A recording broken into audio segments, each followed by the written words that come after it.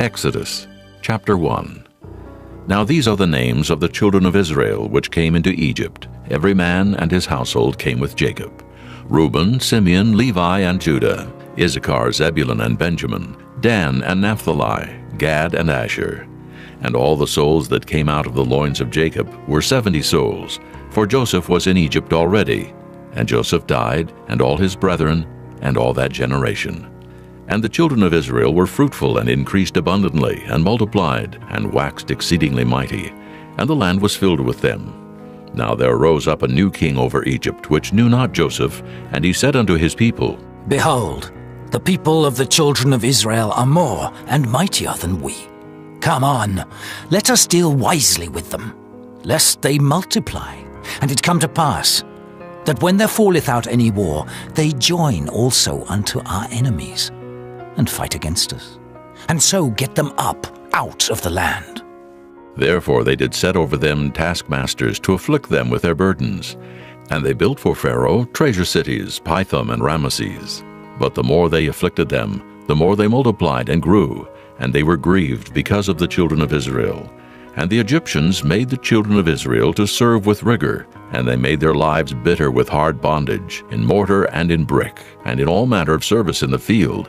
All their service wherein they made them serve was with rigor. And the king of Egypt spake to the Hebrew midwives, of which the name of one was Shiphrah, and the name of the other Puah. And he said, When ye do the office of a midwife to the Hebrew women, and see them upon the stools, if it be a son, then ye shall kill him. But if it be a daughter, then she shall live. But the midwives feared God, and did not as the king of Egypt commanded them, but saved the men children alive.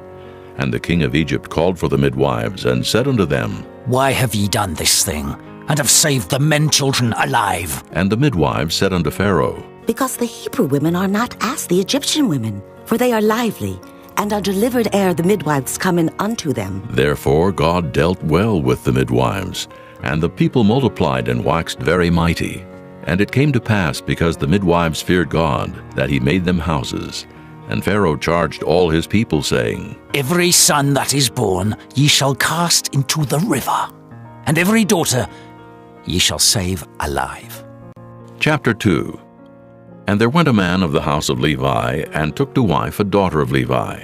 And the woman conceived, and bare a son. And when she saw him that he was a goodly child, she hid him 3 months.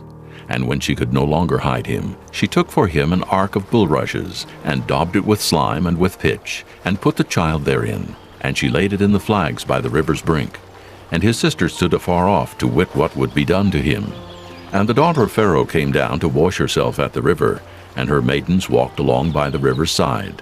And when she saw the ark among the flags, she sent her maid to fetch it. And when she had opened it, she saw the child, and behold, the babe wept. And she had compassion on him, and said, This is one of the Hebrews' children. Then said his sister to Pharaoh's daughter, Shall I go and call to thee a nurse of the Hebrew women, that she may nurse the child for thee? And Pharaoh's daughter said to her, Go. And the maid went and called the child's mother. And Pharaoh's daughter said unto her, Take this child away, and nurse it for me, and I will give thee thy wages. And the woman took the child and nursed it. And the child grew, and she brought him unto Pharaoh's daughter, and he became her son. And she called his name Moses, and she said, Because I drew him out of the water. And it came to pass in those days, when Moses was grown, that he went out unto his brethren, and looked on their burdens. And he spied an Egyptian smiting an Hebrew, one of his brethren. And he looked this way and that way, and when he saw that there was no man, he slew the Egyptian, and hid him in the sand. And when he went out the second day, behold, 2 men of the Hebrews strove together. And he said to him that did the wrong, Wherefore smitest thou thy fellow? And he said, Who made thee a prince and a judge over us? Intendest thou to kill me as thou killedst the Egyptian? And Moses feared, and said, Surely this thing is known. Now when Pharaoh heard this thing, he sought to slay Moses. But Moses fled from the face of Pharaoh, and dwelt in the land of Midian. And he sat down by a well. Now the priest of Midian had 7 daughters, and they came and drew water, and filled the troughs to water their father's flock. And the shepherds came and drove them away. But Moses stood up and helped them, and watered their flock. And when they came to Reuel their father, he said, How is it that ye are come so soon today? And they said, An Egyptian delivered us out of the hand of the shepherds, and also drew water enough for us, and watered the flock. And he said unto his daughters, And where is he? Why is it that ye have left the man? Call him that he may eat bread. And Moses was content to dwell with the man. And he gave Moses Zipporah his daughter, and she bare him a son, and he called his name Gershon, for he said, I have been a stranger in a strange land. And it came to pass in process of time that the king of Egypt died, and the children of Israel sighed by reason of the bondage.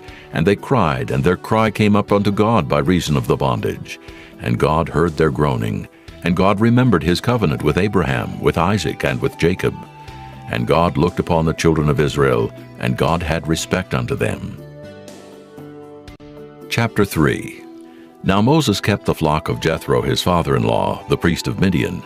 And he led the flock to the backside of the desert, and came to the mountain of God, even to Horeb. And the angel of the Lord appeared unto him in a flame of fire out of the midst of a bush. And he looked, and behold, the bush burned with fire, and the bush was not consumed. And Moses said, I will now turn aside and see this great sight, why the bush is not burnt. And when the Lord saw that he turned aside to see, God called unto him out of the midst of the bush, and said, Moses, Moses. And he said, Here am I. And he said, Draw not nigh hither. Put off thy shoes from off thy feet, for the place whereon thou standest is holy ground. Moreover he said, I am the God of thy father, the God of Abraham, the God of Isaac, and the God of Jacob. And Moses hid his face, for he was afraid to look upon God. And the Lord said, I have surely seen the affliction of my people which are in Egypt, and have heard their cry by reason of their taskmasters. For I know their sorrows, and I am come down to deliver them out of the hand of the Egyptians, and to bring them up out of that land, unto a good land and a large, unto a land flowing with milk and honey, unto the place of the Canaanites, and the Hittites, and the Amorites, and the Perizzites, and the Hivites, and the Jebusites. Now therefore, behold, the cry of the children of Israel is come unto me, and I have also seen the oppression wherewith the Egyptians oppress them. Come now therefore, and I will send thee unto Pharaoh, that thou mayest bring forth my people, the children of Israel, out of Egypt. And Moses said unto God, Who am I, that I should go unto Pharaoh, and that I should bring forth the children of Israel out of Egypt? And he said, Certainly I will be with thee, and this shall be a token unto thee that I have sent thee. When thou hast brought forth the people out of Egypt, ye shall serve God upon this mountain. And Moses said unto God, Behold, when I come unto the children of Israel, and shall say unto them, The God of your fathers hath sent me unto you, and they shall say to me, What is his name? What shall I say unto them? And God said unto Moses, I am that I am. And he said, Thus shalt thou say unto the children of Israel, I am hath sent me unto you. And God said moreover unto Moses, Thus shalt thou say unto the children of Israel, The Lord God of your fathers, the God of Abraham, the God of Isaac, and the God of Jacob hath sent me unto you. This is my name forever, and this is my memorial unto all generations. Go and gather the elders of Israel together, and say unto them, The Lord God of your fathers, the God of Abraham, of Isaac, and of Jacob, appeared unto me, saying, I have surely visited you, and seen that which is done to you in Egypt. And I have said, I will bring you up out of the affliction of Egypt, unto the land of the Canaanites, and the Hittites, and the Amorites, and the Perizzites, and the Hivites, and the Jebusites, unto a land flowing with milk and honey. And they shall hearken to thy voice, and thou shalt come, thou and the elders of Israel, unto the king of Egypt, and ye shall say unto him, The Lord God of the Hebrews hath met with us, and now let us go. We beseech thee, 3 days' journey into the wilderness, that we may sacrifice to the Lord our God.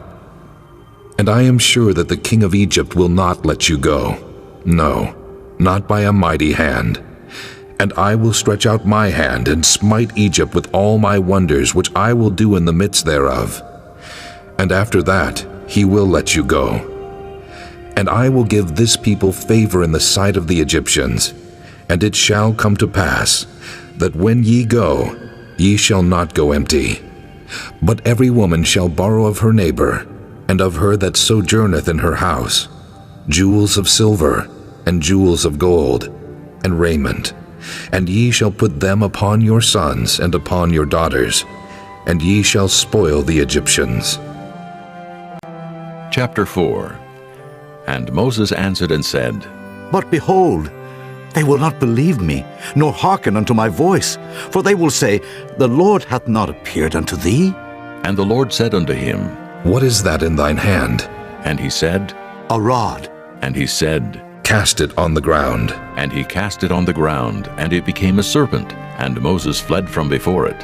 And the Lord said unto Moses, Put forth thine hand, and take it by the tail, And he put forth his hand, and caught it, and it became a rod in his hand. that they may believe that the Lord God of their fathers, the God of Abraham, the God of Isaac, and the God of Jacob, hath appeared unto thee. And the Lord said furthermore unto him, Put now thine hand into thy bosom. And he put his hand into his bosom, and when he took it out, behold, his hand was leprous as snow. And he said, Put thine hand into thy bosom again. And he put his hand into his bosom again, and plucked it out of his bosom, and behold, it was turned again as his other flesh. And it shall come to pass, if they will not believe thee, neither hearken to the voice of the first sign, that they will believe the voice of the latter sign. And it shall come to pass, if they will not believe also these two signs, neither hearken unto thy voice, that thou shalt take of the water of the river, and pour it upon the dry land. And the water which thou takest out of the river shall become blood upon the dry land. And Moses said unto the Lord, O my Lord, I am not eloquent, neither heretofore nor since thou hast spoken unto thy servant, but I am slow of speech, and of a slow tongue. And the Lord said unto him, Who hath made man's mouth? Or who maketh the dumb or deaf, or the seen or the blind? Have not I the Lord? Now therefore go, and I will be with thy mouth, and teach thee what thou shalt say. And he said, O my Lord, send, I pray thee, by the hand of him whom thou wilt send. And the anger of the Lord was kindled against Moses, and he said, Is not Aaron the Levite thy brother? I know that he can speak well. And also, behold, he cometh forth to meet thee, and when he seeth thee, he will be glad in his heart. And thou shalt speak unto him, and put words in his mouth. And I will be with thy mouth, and with his mouth, and will teach you what ye shall do. And he shall be thy spokesman unto the people. And he shall be, even he shall be to thee instead of a mouth, and thou shalt be to him instead of God. And thou shalt take this rod in thine hand, wherewith thou shalt do signs. And Moses went and returned to Jethro his father-in-law, and said unto him, Let me go, I pray thee, and return unto my brethren which are in Egypt, and see whether they be yet alive. And Jethro said to Moses, Go in peace. And the Lord said unto Moses in Midian, Go, return into Egypt, for all the men are dead which sought thy life. And Moses took his wife and his sons, and set them upon an ass, and he returned to the land of Egypt. And Moses took the rod of God in his hand. And the Lord said unto Moses, When thou goest to return into Egypt, see that thou do all those wonders before Pharaoh, which I have put in thine hand. But I will harden his heart, that he shall not let the people go. And thou shalt say unto Pharaoh, Thus saith the Lord, Israel is my son, even my firstborn.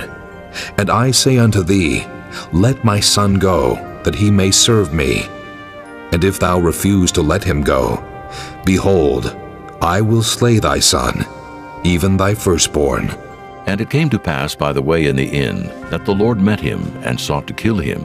Then Zipporah took a sharp stone, and cut off the foreskin of her son, and cast it at his feet, and said, Surely a bloody husband art thou to me. So he let him go. Then she said, A bloody husband thou art. because of the circumcision. And the Lord said to Aaron, Go into the wilderness to meet Moses. And he went and met him in the mount of God and kissed him. And Moses told Aaron all the words of the Lord who had sent him, and all the signs which he had commanded him. And Moses and Aaron went and gathered together all the elders of the children of Israel. And Aaron spake all the words which the Lord had spoken unto Moses, and did the signs in the sight of the people. And the people believed. And when they heard that the Lord had visited the children of Israel, and that he had looked upon their affliction, then they bowed their heads and worshipped. Chapter 5. And afterward Moses and Aaron went in and told Pharaoh, Thus saith the Lord God of Israel, Let my people go, that they may hold a feast unto me in the wilderness. And Pharaoh said, Who is the Lord, that I should obey his voice to let Israel go? I know not the Lord, neither will I let Israel go. And they said, The God of the Hebrews hath met with us. Let us go, we pray thee, 3 days' journey into the desert, and sacrifice unto the Lord our God, lest he fall upon us with pestilence or with the sword. And the king of Egypt said unto them, Wherefore do ye, Moses and Aaron, let the people from their works get you unto your burdens? And Pharaoh said, Behold, the people of the land now are many, and ye make them rest from their burdens. And Pharaoh commanded the same day the taskmasters of the people and their officers, saying, Ye shall no more give the people straw to make brick. As heretofore, let them go and gather straw for themselves. And the tale of the bricks, which they did make heretofore, ye shall lay upon them. Ye shall not diminish aught thereof, for they be idle. Therefore they cry, saying, Let us go and sacrifice to our God. Let there more work be laid upon the men, that they may labor therein, and let them not regard vain words. And the taskmasters of the people went out, and their officers, and they spake to the people, saying, Thus saith Pharaoh, I will not give you straw. Go ye, get you straw where ye can find it, yet not aught of your work shall be diminished. So the people were scattered abroad throughout all the land of Egypt to gather stubble instead of straw. And the taskmasters hasted them, saying, Fulfill your works, your daily tasks, as when there was straw. And the officers of the children of Israel, which Pharaoh's taskmasters had set over them, were beaten and demanded, Wherefore have ye not fulfilled your task in making brick both yesterday and today, as heretofore? Then the officers of the children of Israel came and cried unto Pharaoh, saying, Wherefore dealest thou thus with thy servants? There is no straw given unto thy servants, and they say to us, Make brick. And behold, thy servants are beaten, but the fault is in thine own people. But he said, Ye are idle. Ye are idle. Therefore ye say, Let us go and do sacrifice to the Lord. Go therefore now, and work. For there shall no straw be given you, yet shall ye deliver the tale of bricks. And the officers of the children of Israel did see that they were in evil case after it was said, Ye shall not diminish aught from your bricks of your daily task. And they met Moses and Aaron, who stood in the way as they came forth from Pharaoh. And they said unto them, The Lord look upon you and judge, because ye have made our savor to be abhorred in the eyes of Pharaoh, and in the eyes of his servants to put a sword in their hand to slay us. And Moses returned unto the Lord and said, Lord, wherefore hast thou so evil entreated this people? Why is it that thou hast sent me? For since I came to Pharaoh to speak in thy name, he hath done evil to this people. Neither hast thou delivered thy people at all. Chapter 6.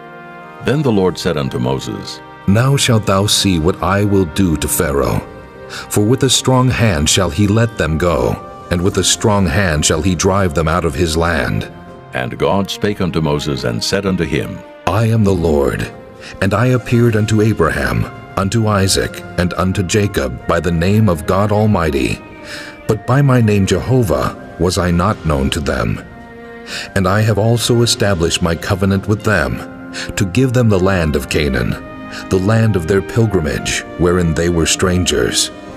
And I have also heard the groaning of the children of Israel, whom the Egyptians keep in bondage, and I have remembered my covenant. Wherefore say unto the children of Israel, I am the Lord, and I will bring you out from under the burdens of the Egyptians, and I will rid you out of their bondage, and I will redeem you with a stretched out arm, and with great judgments. And I will take you to me for a people, and I will be to you a God. And ye shall know that I am the Lord your God, which bringeth you out from under the burdens of the Egyptians. And I will bring you in unto the land, concerning the which I did swear to give it to Abraham, to Isaac, and to Jacob. And I will give it you for an heritage. I am the Lord.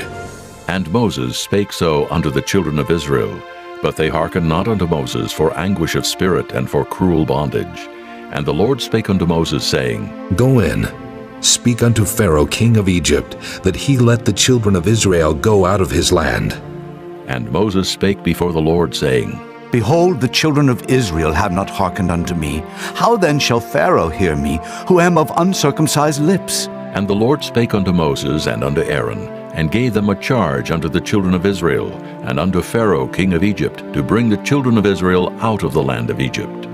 These be the heads of their fathers' houses. The sons of Reuben, the firstborn of Israel, Hanok, and Palu, Hezron, and Carmi. These be the families of Reuben. And the sons of Simeon, Jemuel, and Jamin, and Ohad, and Jachin, and Zohar, and Shaul, the son of a Canaanitish woman. These are the families of Simeon. And these are the names of the sons of Levi according to their generations, Gershon, and Kohath, and Merari. And the years of the life of Levi were 137 years. The sons of Gershon, Libni, and Shimei, according to their families. And the sons of Kohath, Amram, and Izhar, and Hebron, and Uzziel. And the years of the life of Kohath were 133 years.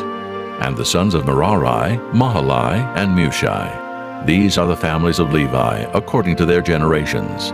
And Amram took him Jochebed, his father's sister, to wife, and she bare him Aaron and Moses. And the years of the life of Amram were 137 years. And the sons of Izhar, Korah, and Nephig, and Zichri. And the sons of Uzziel, Mishael, and Elzaphan, and Zithri. And Aaron took him Elishubah, daughter of Aminadab, sister of Naashon, to wife. And she bare him Nadab, and Abihu, Eleazar, and Ithamar. And the sons of Korah, Asher, and Elkanah, and Abiasaph. These are the families of the Korhites. And Eleazar, Aaron's son, took him one of the daughters of Putiel to wife, and she bare him Phinehas. These are the heads of the fathers of the Levites according to their families. These are that Aaron and Moses, to whom the Lord said, Bring out the children of Israel from the land of Egypt according to their armies.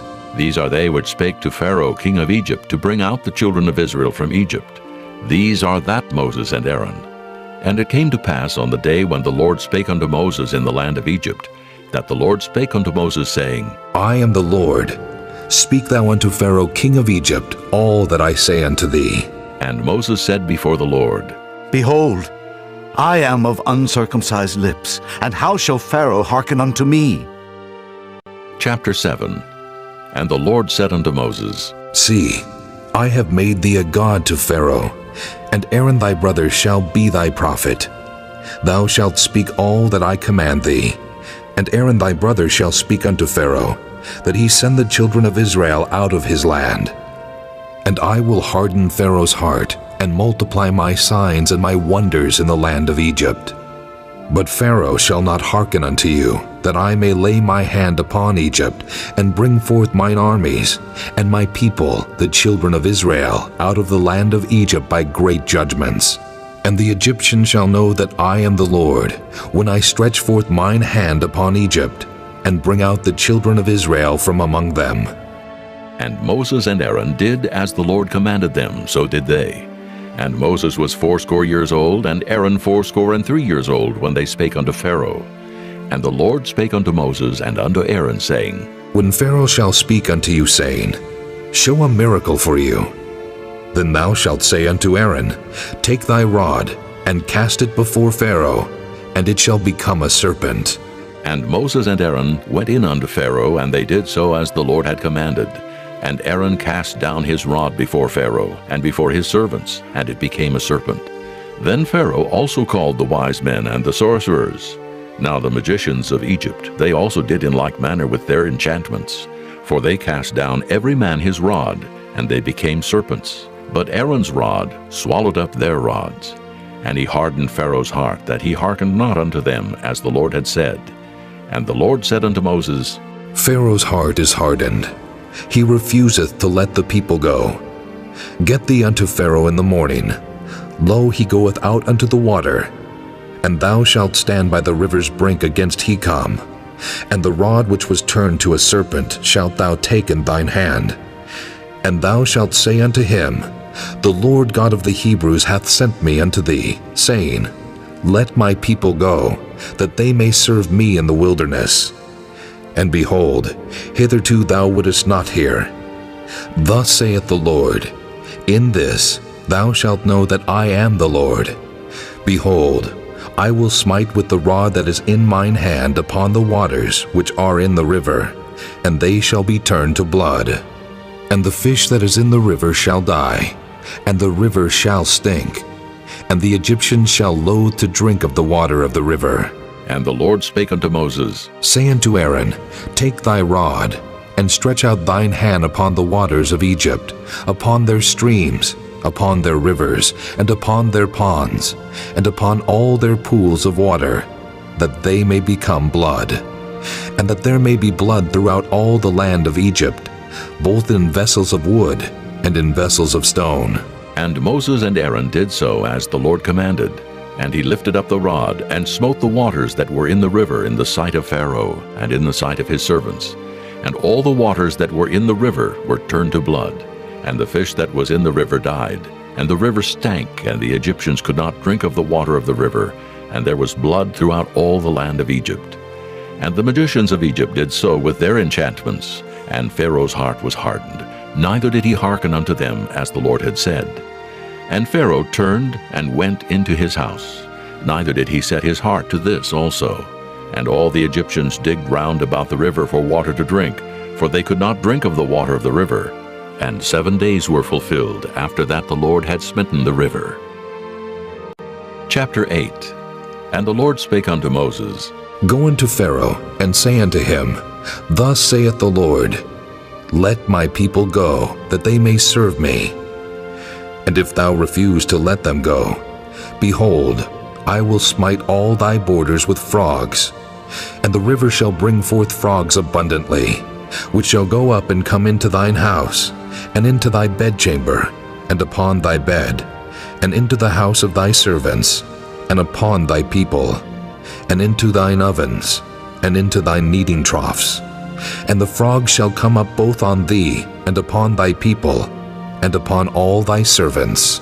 And the Lord spake unto Moses, Say unto Aaron, Stretch forth thine hand with thy rod over the streams, over the rivers, and over the ponds, and cause frogs to come up upon the land of Egypt. And Aaron stretched out his hand over the waters of Egypt, and the frogs came up and covered the land of Egypt.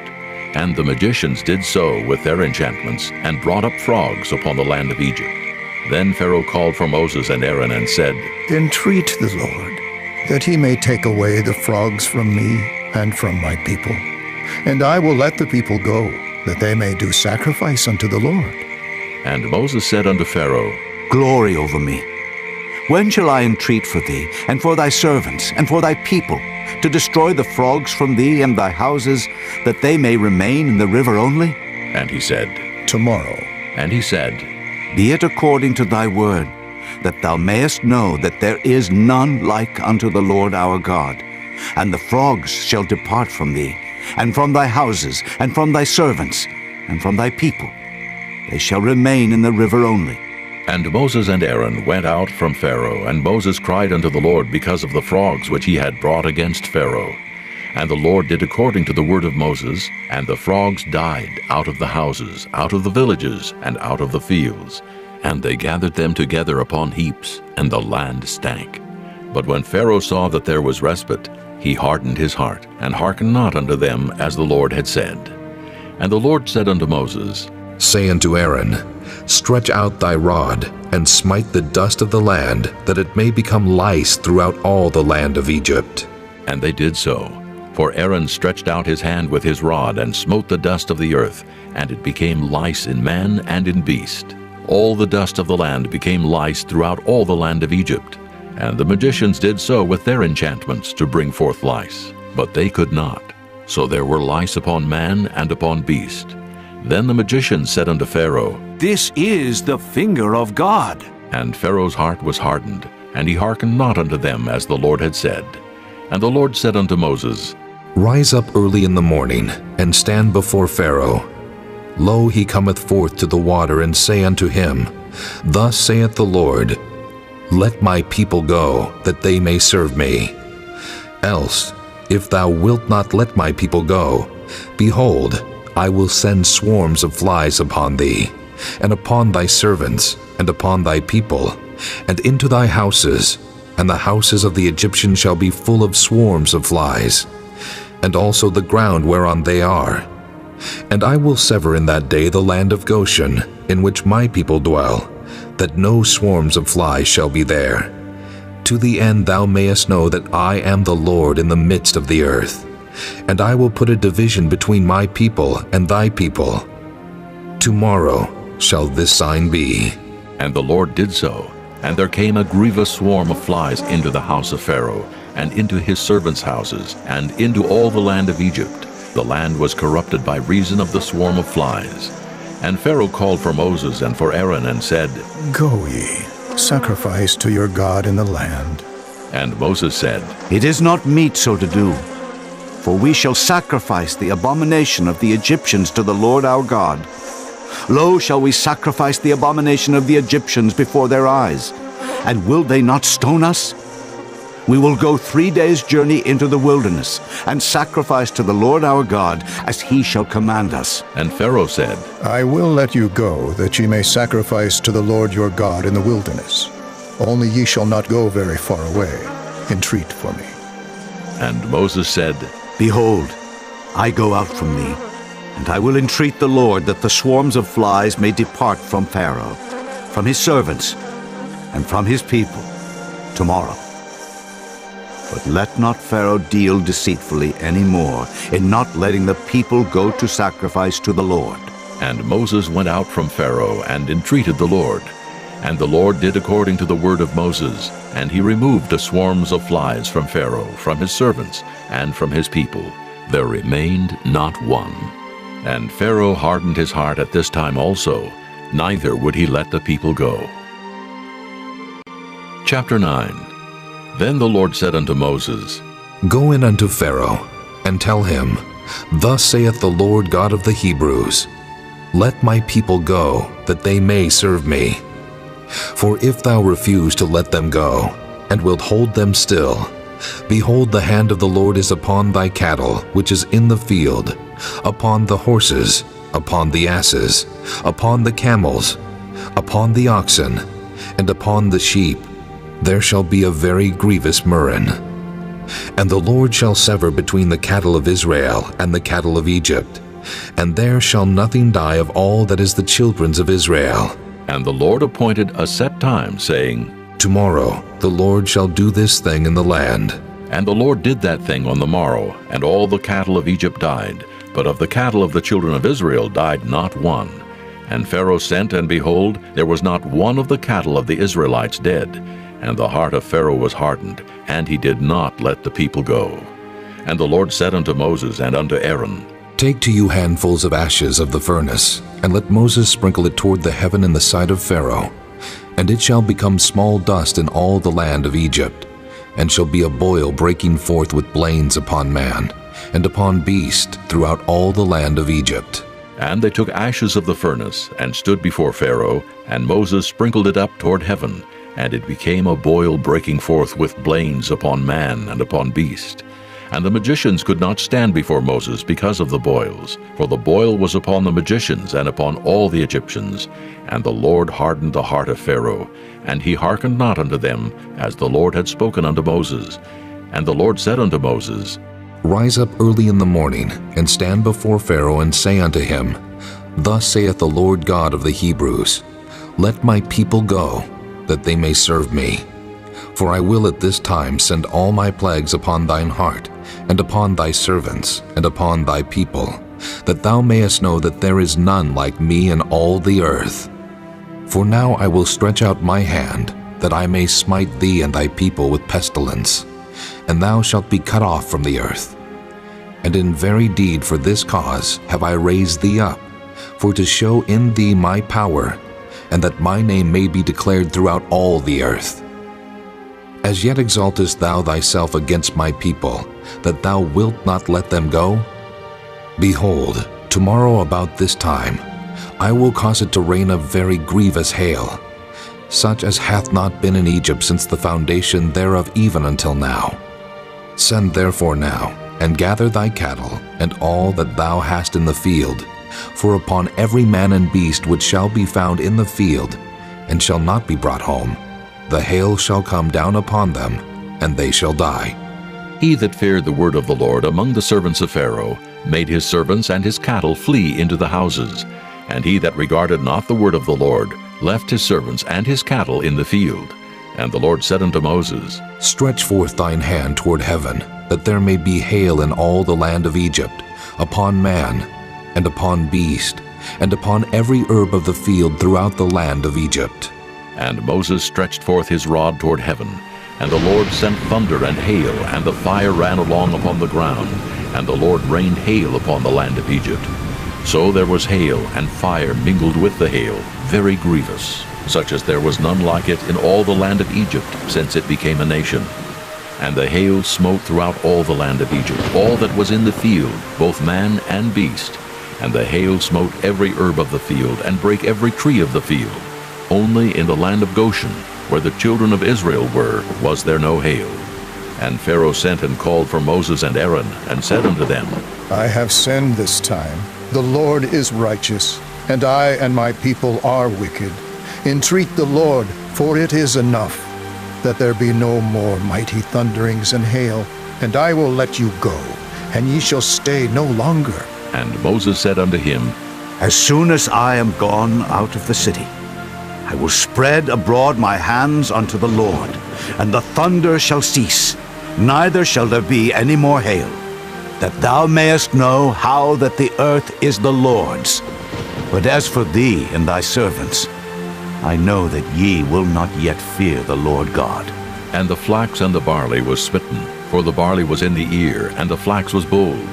But the wheat and the rye were not smitten, for they were not grown up. And Moses went out of the city from Pharaoh, and spread abroad his hands unto the Lord. And the thunders and hail ceased, and the rain was not poured upon the earth.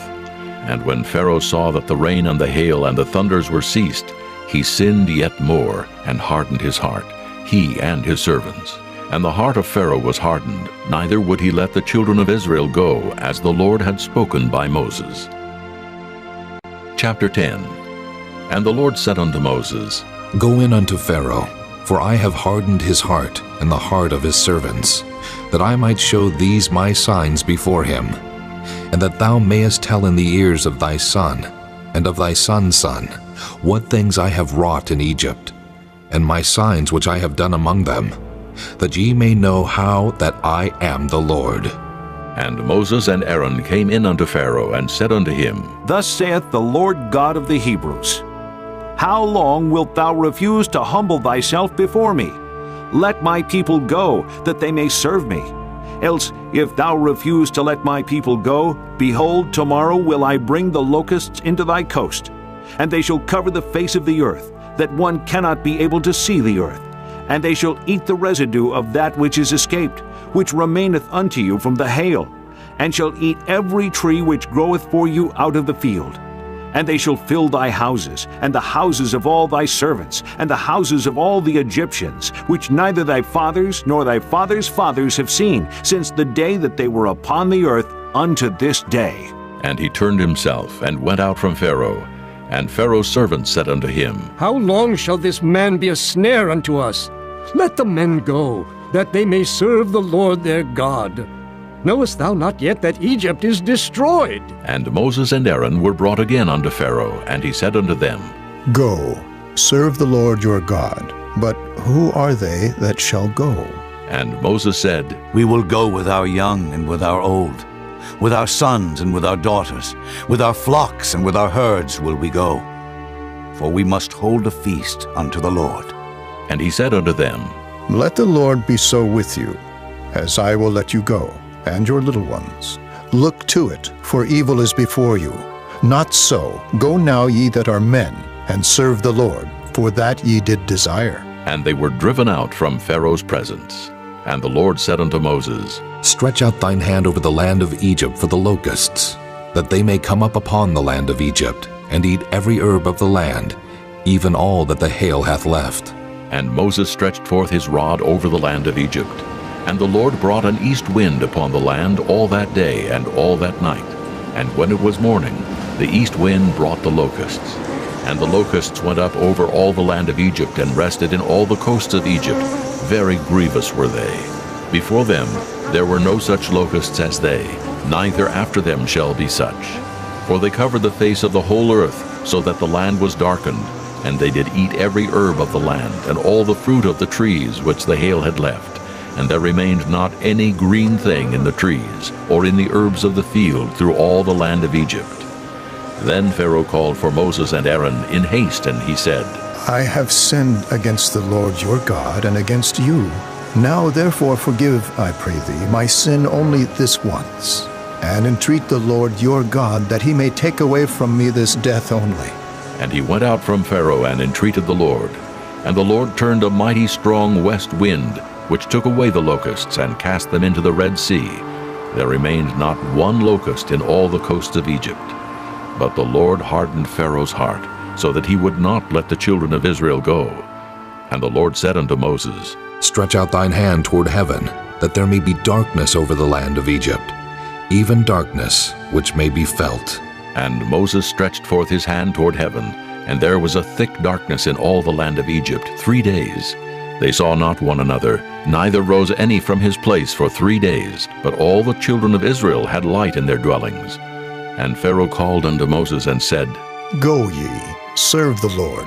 Only let your flocks and your herds be stayed. Let your little ones also go with you. And Moses said, Thou must give us also sacrifices and burnt offerings, that we may sacrifice unto the Lord our God. Our cattle also shall go with us. There shall not an hoof be left behind, for thereof must we take to serve the Lord our God. And we know not with what we must serve the Lord until we come thither. But the Lord hardened Pharaoh's heart, and he would not let them go. And Pharaoh said unto him, Get thee from me. Take heed to thyself. See my face no more, for in that day thou seest my face, thou shalt die. And Moses said, Thou hast spoken well. I will see thy face again no more. Chapter 11. And the Lord said unto Moses, Yet will I bring one plague more upon Pharaoh and upon Egypt. Afterwards he will let you go hence. When he shall let you go, he shall surely thrust you out hence altogether. Speak now in the ears of the people, and let every man borrow of his neighbor, and every woman of her neighbor, jewels of silver and jewels of gold. And the Lord gave the people favor in the sight of the Egyptians. Moreover, the man Moses was very great in the land of Egypt, in the sight of Pharaoh's servants, and in the sight of the people. And Moses said, Thus saith the Lord, About midnight will I go out into the midst of Egypt, and all the firstborn in the land of Egypt shall die, from the firstborn of Pharaoh that sitteth upon his throne, even unto the firstborn of the maidservant that is behind the mill, and all the firstborn of beasts. And there shall be a great cry throughout all the land of Egypt, such as there was none like it, nor shall be like it any more. But against any of the children of Israel shall not a dog move his tongue, against man or beast, that ye may know how that the Lord doth put a difference between the Egyptians and Israel. And all these thy servants shall come down unto me, and bow down themselves unto me, saying, Get thee out, and all the people that follow thee. And after that I will go out. And he went out from Pharaoh in a great anger. And the Lord said unto Moses, Pharaoh shall not hearken unto you, that my wonders may be multiplied in the land of Egypt. And Moses and Aaron did all these wonders before Pharaoh. And the Lord hardened Pharaoh's heart, so that he would not let the children of Israel go out of his land. Chapter 12. And the Lord spake unto Moses and Aaron in the land of Egypt, saying, This month shall be unto you the beginning of months. It shall be the first month of the year to you. Speak ye unto all the congregation of Israel, saying, In the 10th day of this month they shall take to them every man a lamb, according to the house of their fathers, a lamb for an house. And if the household be too little for the lamb, let him and his neighbor next unto his house take it according to the number of the souls. Every man according to his eating shall make your count for the lamb. Your lamb shall be without blemish, a male of the first year. Ye shall take it out from the sheep or from the goats, and ye shall keep it up until the 14th day of the same month. And the whole assembly of the congregation of Israel shall kill it in the evening. And they shall take of the blood, and strike it on the 2 side posts, and on the upper doorpost of the houses, wherein they shall eat it. And they shall eat the flesh in that night, roast with fire and unleavened bread, and with bitter herbs they shall eat it. Eat not of it raw, nor sodden at all with water, but roast with fire his head with his legs, and with the purtenance thereof. And ye shall let nothing of it remain until the morning. And that which remaineth of it until the morning ye shall burn with fire. And thus shall ye eat it, with your loins girded, your shoes on your feet, and your staff in your hand. And ye shall eat it in haste. It is the Lord's Passover. For I will pass through the land of Egypt this night, and will smite all the firstborn in the land of Egypt, both man and beast, and against all the gods of Egypt I will execute judgment. I am the Lord. And the blood shall be to you for a token upon the houses where ye are. And when I see the blood, I will pass over you, and the plague shall not be upon you to destroy you when I smite the land of Egypt. And this day shall be unto you for a memorial, and ye shall keep it a feast to the Lord throughout your generations. Ye shall keep it a feast by an ordinance forever. 7 days shall ye eat unleavened bread. Even the first day ye shall put away leaven out of your houses. For whosoever eateth leavened bread from the first day until the 7th day, that soul shall be cut off from Israel. And in the first day there shall be an holy convocation, and in the 7th day there shall be an holy convocation to you. No manner of work shall be done in them, save that which every man must eat, that only may be done of you. And ye shall observe the feast of unleavened bread.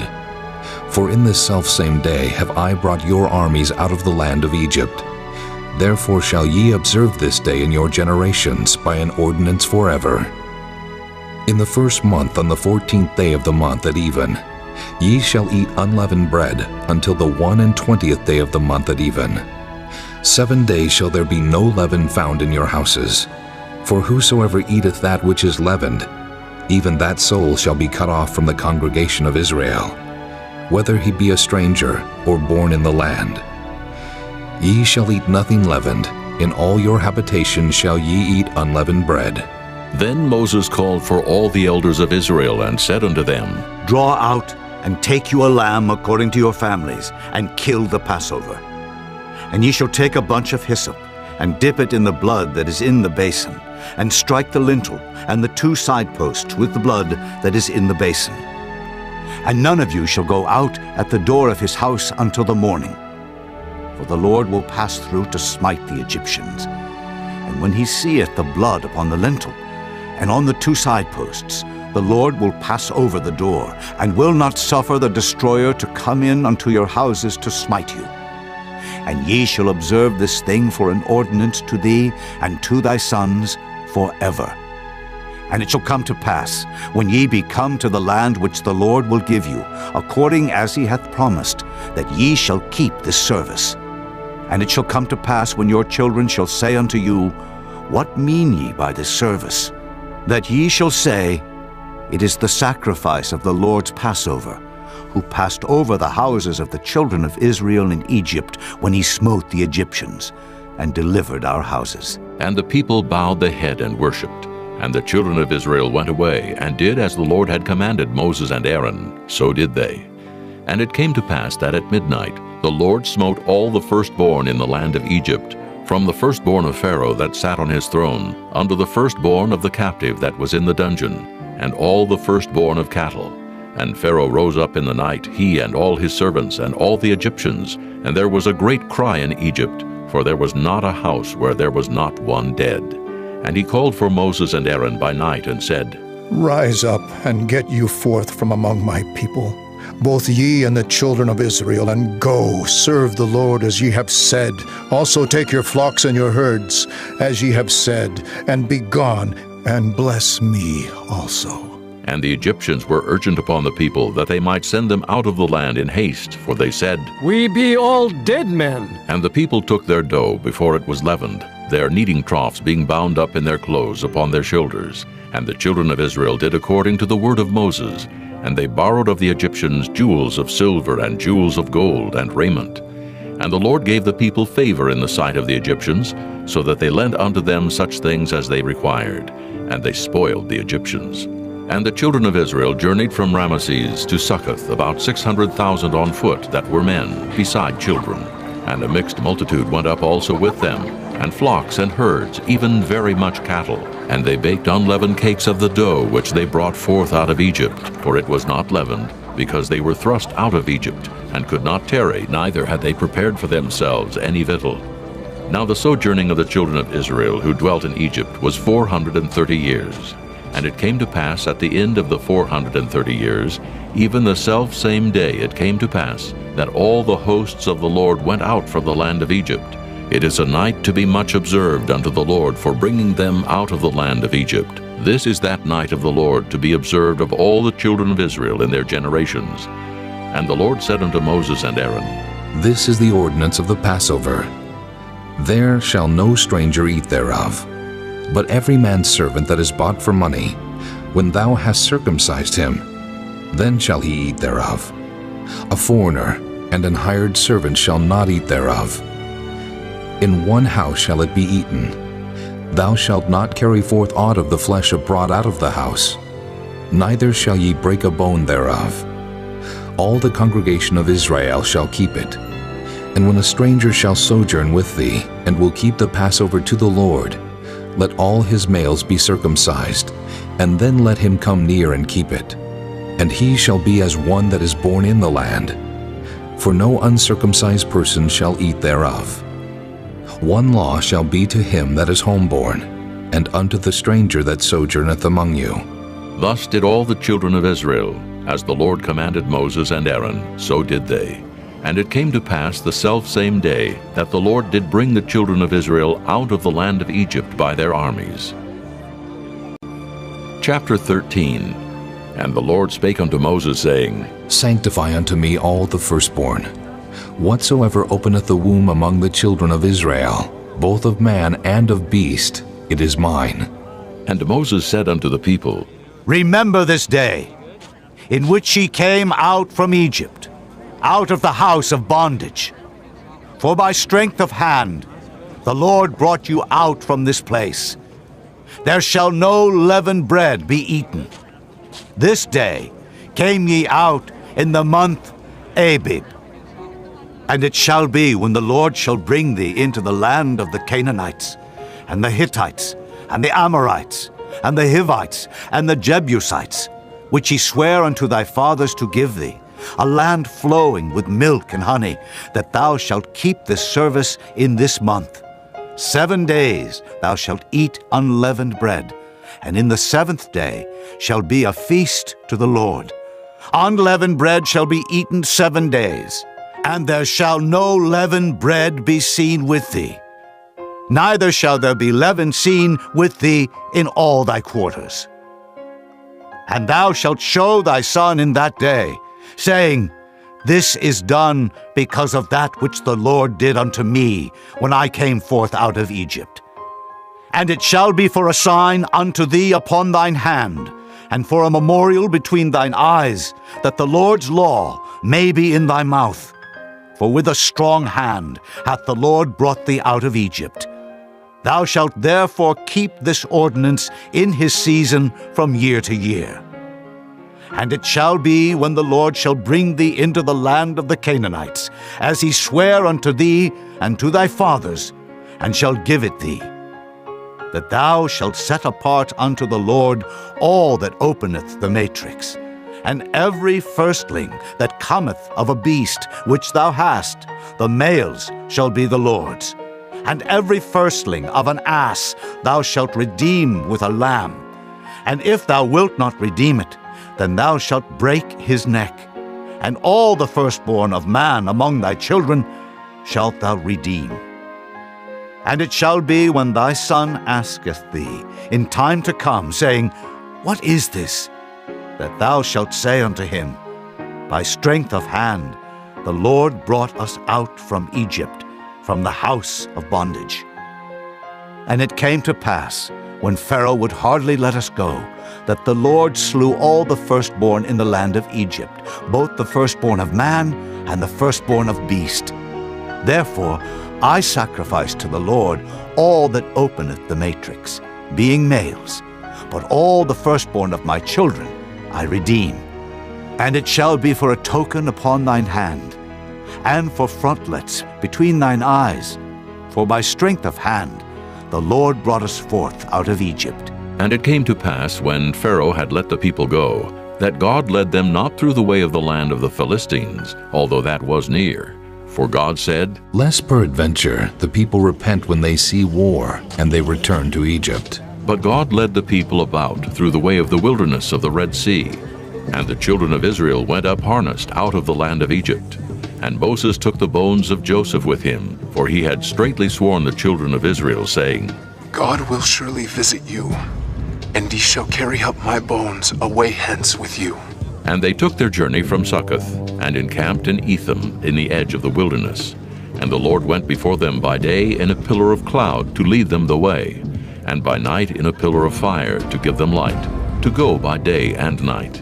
He took not away the pillar of the cloud by day, nor the pillar of fire by night from before the people.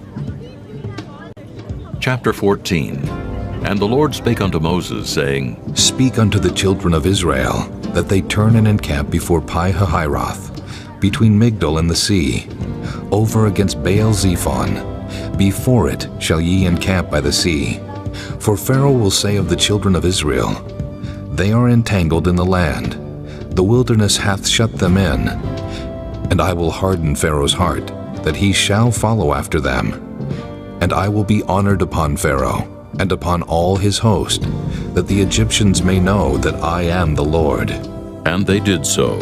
And it was told the king of Egypt that the people fled, and the heart of Pharaoh and of his servants was turned against the people, and they said, Why have we done this, that we have let Israel go from serving us? And he made ready his chariot, and took his people with him.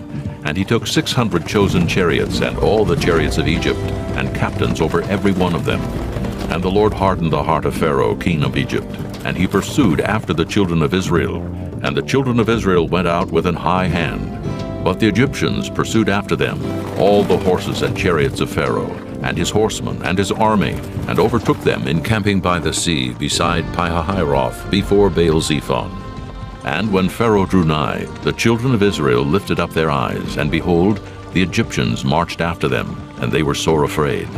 And the children of Israel cried out unto the Lord, and they said unto Moses, Because there were no graves, in Egypt hast thou taken us away to die in the wilderness? Wherefore hast thou dealt thus with us, to carry us forth out of Egypt? Is not this the word that we did tell thee in Egypt, saying, Let us alone, that we may serve the Egyptians? For it had been better for us to serve the Egyptians than that we should die in the wilderness. And Moses said unto the people, Fear ye not. Stand still, and see the salvation of the Lord, which he will show to you today. For the Egyptians, whom ye have seen today, ye shall see them again no more forever. The Lord shall fight for you, and ye shall hold your peace. And the Lord said unto Moses, Wherefore criest thou unto me? Speak unto the children of Israel, that they go forward. But lift thou up thy rod, and stretch out thine hand over the sea, and divide it. And the children of Israel shall go on dry ground through the midst of the sea. And I, behold, I will harden the hearts of the Egyptians, and they shall follow them. And I will get me honor upon Pharaoh, and upon all his host, upon his chariots, and upon his horsemen. And the Egyptians shall know that I am the Lord, when I have gotten me honor upon Pharaoh, upon his chariots, and upon his horsemen. And the angel of God, which went before the camp of Israel, removed and went behind them. And the pillar of the cloud went from before their face, and stood behind them. And it came between the camp of the Egyptians and the camp of Israel, and it was a cloud and darkness to them, but it gave light by night to these, so that the one came not near the other all the night. And Moses stretched out his hand over the sea, and the Lord caused the sea to go back by a strong east wind all that night, and made the sea dry land, and the waters were divided. And the children of Israel went into the midst of the sea upon the dry ground, and the waters were a wall unto them on their right hand and on their left. And the Egyptians pursued, and went in after them to the midst of the sea, even all Pharaoh's horses, his chariots, and his horsemen. And it came to pass that in the morning watch the Lord looked unto the host of the Egyptians through the pillar of fire and of the cloud, and troubled the host of the Egyptians, and took off their chariot wheels, that they drave them heavily, so that the Egyptians said, Let us flee from the face of Israel, for the Lord fighteth for them against the Egyptians. And the Lord said unto Moses, Stretch out thine hand over the sea, that the waters may come again upon the Egyptians, upon their chariots, and upon their horsemen. And Moses stretched forth his hand over the sea, and the sea returned to his strength when the morning appeared. And the Egyptians fled against it, and the Lord overthrew the Egyptians in the midst of the sea. And the waters returned, and covered the chariots and the horsemen, and all the host of Pharaoh that came into the sea after them. There remained not so much as one of them. But the children of Israel walked upon dry land in the midst of the sea, and the waters were a wall unto them on their right hand and on their left. Thus the Lord saved Israel that day out of the hand of the Egyptians. And Israel saw the Egyptians dead upon the seashore. And Israel saw that great work which the Lord did upon the Egyptians. And the people feared the Lord, and believed the Lord and his servant Moses. Chapter 15. Then sang Moses and the children of Israel this song unto the Lord, and spake, saying, I will sing unto the Lord, for he hath triumphed gloriously. The horse and his rider hath he thrown into the sea. The Lord is my strength and song, and he is become my salvation. He is my God, and I will prepare him an habitation, my father's God, and I will exalt him. The Lord is a man of war. The Lord is his name. Pharaoh's chariots and his host hath he cast into the sea. His chosen captains also are drowned in the Red Sea. The depths have covered them. They sank into the bottom as a stone. Thy right hand, O Lord, is become glorious in power. Thy right hand, O Lord, hath dashed in pieces the enemy. And in the greatness of thine excellency, thou hast overthrown them that rose up against thee. Thou sentest forth thy wrath, which consumed them as stubble. And with the blast of thy nostrils the waters were gathered together. The flood stood upright as an heap, and the depths were congealed in the heart of the sea. The enemy said, I will pursue, I will overtake, I will divide the spoil. My lust shall be satisfied upon them. I will draw my sword, my hand shall destroy them. Thou didst blow with thy wind, the sea covered them. They sank as lead in the mighty waters. Who is like unto thee, O Lord, among the gods? Who is like thee, glorious in holiness, fearful in praises, doing wonders? Thou stretchedst out thy right hand, the earth swallowed them. Thou in thy mercy hast led forth the people which thou hast redeemed. Thou hast guided them in thy strength unto thy holy habitation. The people shall hear and be afraid. Sorrow shall take hold on the inhabitants of Palestina. Then the dukes of Edom shall be amazed. The mighty men of Moab, trembling, shall take hold upon them. All the inhabitants of Canaan shall melt away. Fear and dread shall fall upon them. By the greatness of thine arm they shall be as still as a stone, till thy people pass over, O Lord, till the people pass over which thou hast purchased. Thou shalt bring them in, and plant them in the mountain of thine inheritance, in the place, O Lord, which thou hast made for thee to dwell in the sanctuary, O Lord, which thy hands have established.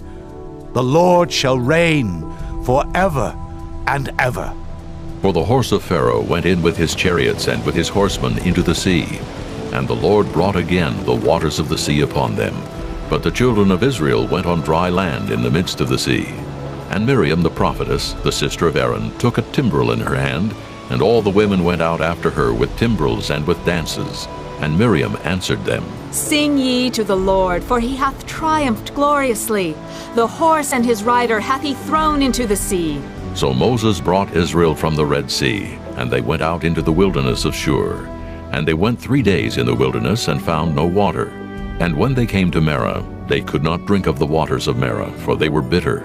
Therefore the name of it was called Marah. And the people murmured against Moses, saying, What shall we drink? And he cried unto the Lord. And the Lord showed him a tree, which when he had cast into the waters were made sweet. There he made for them a statute and an ordinance, and there he proved them, and said, If thou wilt diligently hearken to the voice of the Lord thy God, and wilt do that which is right in his sight, and wilt give ear to his commandments, and keep all his statutes, I will put none of these diseases upon thee, which I have brought upon the Egyptians. For I am the Lord that healeth thee. And they came to Elim, where were 12 wells of water, and 70 palm trees, and they encamped there by the waters. Chapter 16. And they took their journey from Elim, and all the congregation of the children of Israel came unto the wilderness of Sin, which is between Elim and Sinai, on the 15th day of the 2nd month, after their departing out of the land of Egypt. And the whole congregation of the children of Israel murmured against Moses and Aaron in the wilderness. And the children of Israel said unto them, Would to God we had died by the hand of the Lord in the land of Egypt, when we sat by the flesh pots, and when we did eat bread to the full. For ye have brought us forth into this wilderness, to kill this whole assembly with hunger. Then said the Lord unto Moses, Behold, I will rain bread from heaven for you. And the people shall go out and gather a certain rate every day, that I may prove them whether they will walk in my law or no. And it shall come to pass, that on the 6th day they shall prepare that which they bring in, and it shall be twice as much as they gather daily. And Moses and Aaron said unto all the children of Israel, At even, then ye shall know that the Lord hath brought you out from the land of Egypt. And in the morning, then ye shall see the glory of the Lord, for that he heareth your murmurings against the Lord. And what are we, that ye murmur against us? And Moses said, This shall be, when the Lord shall give you in the evening flesh to eat, and in the morning bread to the full. For that the Lord heareth your murmurings, which ye murmur against him. And what are we? Your murmurings are not against us, but against the Lord. And Moses spake unto Aaron, Say unto all the congregation of the children of Israel, Come near before the Lord, for he hath heard your murmurings. And it came to pass, as Aaron spake unto the whole congregation of the children of Israel, that they looked toward the wilderness, and behold, the glory of the Lord appeared in the cloud. And the Lord spake unto Moses, saying, I have heard the murmurings of the children of Israel. Speak unto them, saying, At even ye shall eat flesh, and in the morning ye shall be filled with bread, and ye shall know that I am the Lord your God. And it came to pass that at even the quails came up and covered the camp, and in the morning the dew lay round about the host. And when the dew that lay was gone up, behold, upon the face of the wilderness there lay a small round thing, as small as the hoarfrost on the ground. And when the children of Israel saw it, they said one to another, It is manna. For they wist not what it was. And Moses said unto them, This is the bread which the Lord hath given you to eat. This is the thing which the Lord hath commanded. Gather of it every man according to his eating, an omer for every man according to the number of your persons. Take ye every man for them which are in his tents. And the children of Israel did so, and gathered some more, some less. And when they did meet it with an omer, he that gathered much had nothing over, and he that gathered little had no lack. They gathered every man according to his eating. And Moses said, Let no man leave of it till the morning. Notwithstanding, they hearkened not unto Moses. But some of them left of it until the morning, and it bred worms, and stank. And Moses was wroth with them. And they gathered it every morning, every man according to his eating. And when the sun waxed hot, it melted. And it came to pass that on the 6th day they gathered twice as much bread, 2 omers for 1 man. And all the rulers of the congregation came and told Moses, and he said unto them, This is that which the Lord hath said. Tomorrow is the rest of the holy Sabbath unto the Lord. Bake that which ye will bake today, and seethe that ye will seethe, and that which remaineth over lay up for you to be kept until the morning. And they laid it up till the morning, as Moses bade. And it did not stink, neither was there any worm therein. And Moses said, Eat that today, for today is a Sabbath unto the Lord. Today ye shall not find it in the field. 6 days ye shall gather it, but on the 7th day, which is the Sabbath, in it there shall be none. And it came to pass that there went out some of the people on the 7th day for to gather, and they found none. And the Lord said unto Moses, How long refuse ye to keep my commandments and my laws? See, for that the Lord hath given you the Sabbath. Therefore he giveth you on the 6th day the bread of 2 days. Abide ye every man in his place. Let no man go out of his place on the 7th day. So the people rested on the 7th day. And the house of Israel called the name thereof manna, and it was like coriander seed, white, and the taste of it was like wafers made with honey. And Moses said, This is the thing which the Lord commandeth. Fill an omer of it, to be kept for your generations, that they may see the bread wherewith I have fed you in the wilderness, when I brought you forth from the land of Egypt. And Moses said unto Aaron, Take a pot and put an omer full of manna therein, and lay it up before the Lord, to be kept for your generations. As the Lord commanded Moses, so Aaron laid it up before the testimony to be kept. And the children of Israel did eat manna 40 years, until they came to a land inhabited. They did eat manna until they came unto the borders of the land of Canaan. Now an omer is the 10th part of an ephah.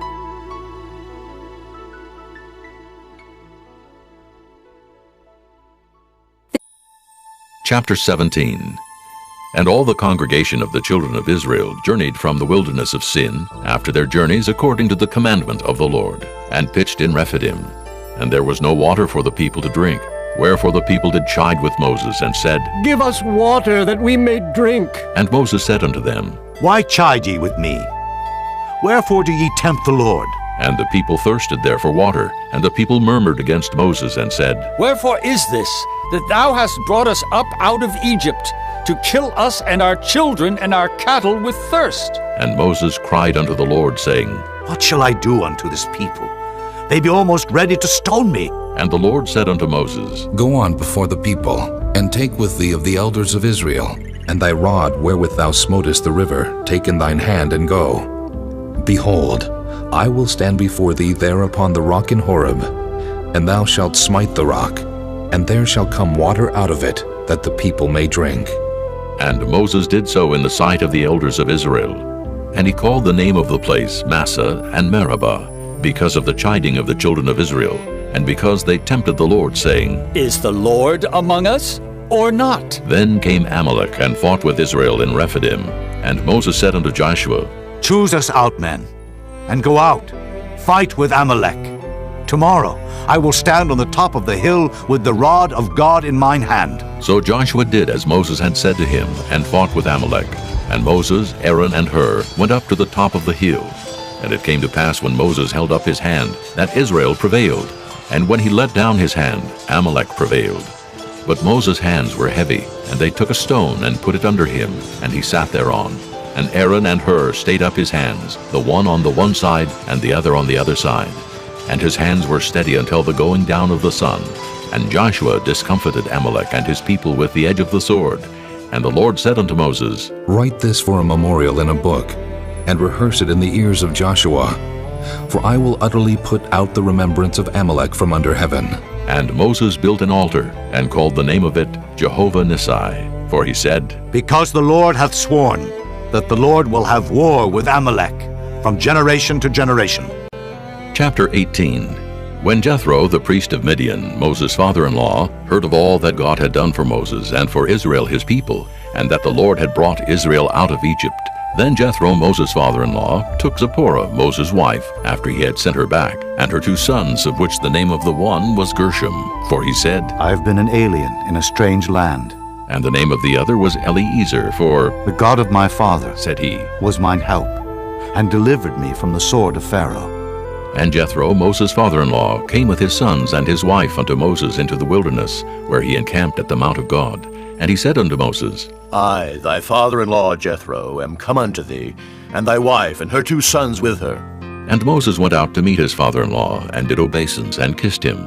And they asked each other of their welfare, and they came into the tent. And Moses told his father-in-law all that the Lord had done unto Pharaoh and to the Egyptians for Israel's sake, and all the travail that had come upon them by the way, and how the Lord delivered them.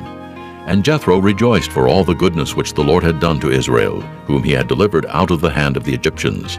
And Jethro said, Blessed be the Lord, who hath delivered you out of the hand of the Egyptians, and out of the hand of Pharaoh, who hath delivered the people from under the hand of the Egyptians. Now I know that the Lord is greater than all gods, for in the thing wherein they dealt proudly he was above them. And Jethro, Moses' father-in-law, took a burnt offering and sacrifices for God. And Aaron came and all the elders of Israel to eat bread with Moses' father-in-law before God. And it came to pass on the morrow that Moses sat to judge the people, and the people stood by Moses from the morning unto the evening. And when Moses' father-in-law saw all that he did to the people, he said, What is this thing that thou doest to the people? Why sittest thou thyself alone, and all the people stand by thee from morning unto even? And Moses said unto his father-in-law, Because the people come unto me to inquire of God. When they have a matter, they come unto me, and I judge between one and another. And I do make them know the statutes of God, and his laws. And Moses' father-in-law said unto him, The thing that thou doest is not good. Thou wilt surely wear away, both thou and this people that is with thee. For this thing is too heavy for thee. Thou art not able to perform it thyself alone. Hearken now unto my voice. I will give thee counsel, and God shall be with thee. Be thou for the people to Godward, that thou mayest bring the causes unto God. And thou shalt teach them ordinances and laws, and shalt show them the way wherein they must walk, and the work that they must do. Moreover, thou shalt provide out of all the people able men, such as fear God, men of truth, hating covetousness, and place such over them to be rulers of thousands, and rulers of hundreds, rulers of 50s, and rulers of 10s. And let them judge the people at all seasons. And it shall be that every great matter they shall bring unto thee, but every small matter they shall judge. So shall it be easier for thyself, and they shall bear the burden with thee. If thou shalt do this thing, and God command thee so, then thou shalt be able to endure, and all this people shall also go to their place in peace. So Moses hearkened to the voice of his father-in-law, and did all that he had said.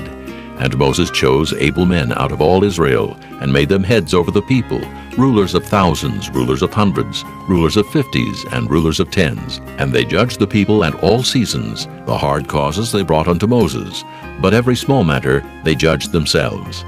And Moses let his father-in-law depart, and he went his way into his own land. Chapter 19. In the 3rd month, when the children of Israel were gone forth out of the land of Egypt, the same day came they into the wilderness of Sinai, for they were departed from Rephidim, and were come to the desert of Sinai, and had pitched in the wilderness.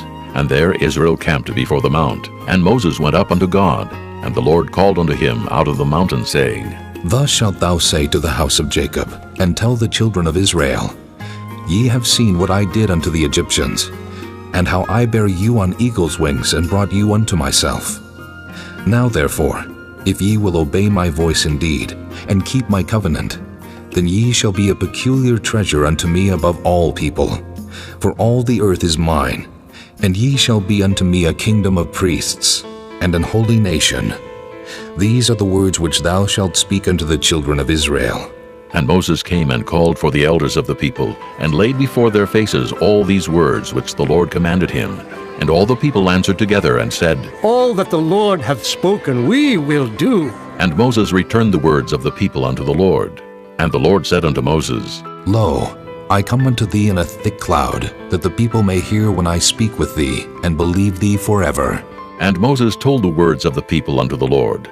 And the Lord said unto Moses, Go unto the people, and sanctify them today and tomorrow, and let them wash their clothes, and be ready against the third day. For the third day the Lord will come down in the sight of all the people upon Mount Sinai. And thou shalt set bounds unto the people round about, saying, Take heed to yourselves, that ye go not up into the mount, or touch the border of it. Whosoever toucheth the mount shall be surely put to death. There shall not an hand touch it, but he shall surely be stoned or shot through. Whether it be beast or man, it shall not live. When the trumpet soundeth long, they shall come up to the mount. And Moses went down from the mount unto the people, and sanctified the people, and they washed their clothes. And he said unto the people, Be ready against the third day. Come not at your wives. And it came to pass on the third day in the morning, that there were thunders and lightnings, and a thick cloud upon the mount, and the voice of the trumpet exceeding loud, so that all the people that was in the camp trembled. And Moses brought forth the people out of the camp to meet with God, and they stood at the nether part of the mount. And Mount Sinai was altogether on a smoke, because the Lord descended upon it in fire, and the smoke thereof ascended as the smoke of a furnace, and the whole mount quaked greatly. And when the voice of the trumpet sounded long and waxed louder and louder, Moses spake, and God answered him by a voice. And the Lord came down upon Mount Sinai, on the top of the mount, and the Lord called Moses up to the top of the mount. And Moses went up, and the Lord said unto Moses, Go down, charge the people lest they break through unto the Lord to gaze, and many of them perish. And let the priests also, which come near to the Lord, sanctify themselves, lest the Lord break forth upon them. And Moses said unto the Lord, The people cannot come up to Mount Sinai, for thou chargest us, saying, Set bounds about the mount, and sanctify it. And the Lord said unto him, Away, get thee down, and thou shalt come up, thou and Aaron with thee. But let not the priests and the people break through to come up unto the Lord, lest he break forth upon them. So Moses went down unto the people, and spake unto them. Chapter 20. And God spake all these words, saying, I am the Lord thy God, which have brought thee out of the land of Egypt, out of the house of bondage. Thou shalt have no other gods before me. Thou shalt not make unto thee any graven image, or any likeness of anything that is in heaven above, or that is in the earth beneath, or that is in the water under the earth. Thou shalt not bow down thyself to them, nor serve them. For I, the Lord thy God, am a jealous God, visiting the iniquity of the fathers upon the children unto the third and fourth generation of them that hate me, and showing mercy unto thousands of them that love me, and keep my commandments. Thou shalt not take the name of the Lord thy God in vain, for the Lord will not hold him guiltless that taketh his name in vain. Remember the Sabbath day to keep it holy. 6 days shalt thou labor and do all thy work, but the seventh day is the Sabbath of the Lord thy God. In it thou shalt not do any work, thou, nor thy son, nor thy daughter, thy manservant, nor thy maidservant, nor thy cattle, nor thy stranger that is within thy gates. For in 6 days the Lord made heaven and earth, the sea, and all that in them is, and rested the seventh day. Wherefore the Lord blessed the Sabbath day, and hallowed it. Honor thy father and thy mother, that thy days may be long upon the land which the Lord thy God giveth thee. Thou shalt not kill. Thou shalt not commit adultery. Thou shalt not steal. Thou shalt not bear false witness against thy neighbor. Thou shalt not covet thy neighbor's house. Thou shalt not covet thy neighbor's wife, nor his manservant, nor his maidservant, nor his ox, nor his ass, nor anything that is thy neighbor's. And all the people saw the thunderings and the lightnings, and the noise of the trumpet, and the mountain smoking. And when the people saw it, they removed and stood afar off. And they said unto Moses, Speak thou with us, and we will hear. But let not God speak with us, lest we die. And Moses said unto the people, Fear not, for God is come to prove you, and that his fear may be before your faces, that ye sin not. And the people stood afar off. And Moses drew near unto the thick darkness where God was. And the Lord said unto Moses, Thus thou shalt say unto the children of Israel, Ye have seen that I have talked with you from heaven. Ye shall not make with me gods of silver, neither shall ye make unto you gods of gold. An altar of earth thou shalt make unto me, and shalt sacrifice thereon thy burnt offerings, and thy peace offerings, thy sheep, and thine oxen. In all places where I record my name I will come unto thee, and I will bless thee. And if thou wilt make me an altar of stone, thou shalt not build it of hewn stone, for if thou lift up thy tool upon it, thou hast polluted it. Neither shalt thou go up by steps unto mine altar, that thy nakedness be not discovered thereon. Chapter 21. Now these are the judgments which thou shalt set before them. If thou buy an Hebrew servant, 6 years he shall serve, and in the 7th he shall go out free for nothing. If he came in by himself, he shall go out by himself. If he were married, then his wife shall go out with him. If his master have given him a wife, and she have borne him sons or daughters, the wife and her children shall be her master's, and he shall go out by himself. And if the servant shall plainly say, I love my master, my wife, and my children, I will not go out free, then his master shall bring him unto the judges. He shall also bring him to the door, or unto the doorpost, and his master shall bore his ear through with an awl, and he shall serve him forever. And if a man sell his daughter to be a maidservant, she shall not go out as the men servants do. If she please not her master, who hath betrothed her to himself, then shall he let her be redeemed. To sell her unto a strange nation he shall have no power, seeing he hath dealt deceitfully with her. And if he have betrothed her unto his son, he shall deal with her after the manner of daughters.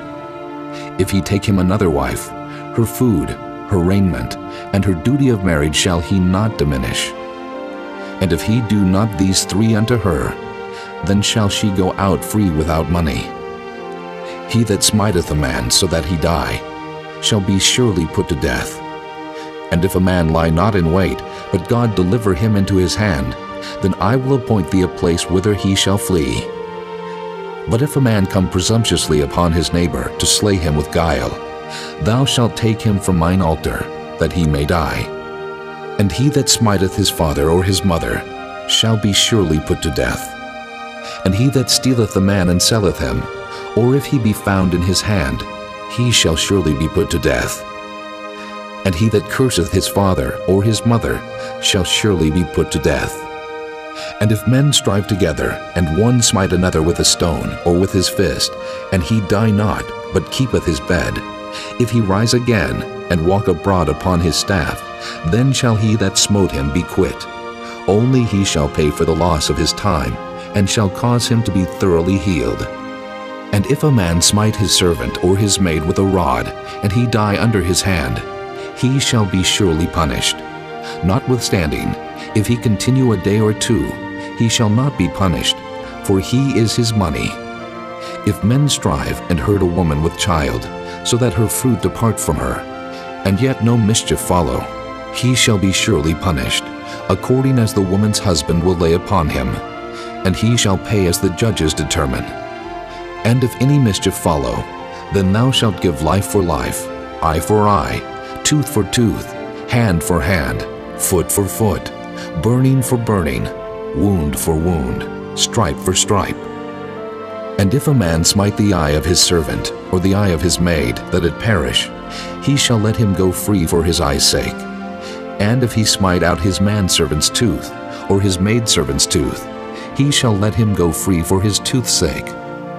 If an ox gore a man or a woman, that they die, then the ox shall be surely stoned, and his flesh shall not be eaten, but the owner of the ox shall be quit. But if the ox were wont to push with his horn in time past, and it hath been testified to his owner, and he hath not kept him in, but that he hath killed a man or a woman, the ox shall be stoned, and his owner also shall be put to death. If there be laid on him a sum of money, then he shall give for the ransom of his life whatsoever is laid upon him. Whether he have gored a son, or have gored a daughter, according to this judgment shall it be done unto him. If the ox shall push a manservant or a maidservant, he shall give unto their master 30 shekels of silver, and the ox shall be stoned. And if a man shall open a pit, or if a man shall dig a pit, and not cover it, and an ox or an ass fall therein, the owner of the pit shall make it good, and give money unto the owner of them, and the dead beast shall be his. And if one man's ox hurt another's, that he die, then they shall sell the live ox and divide the money of it, and the dead ox also they shall divide.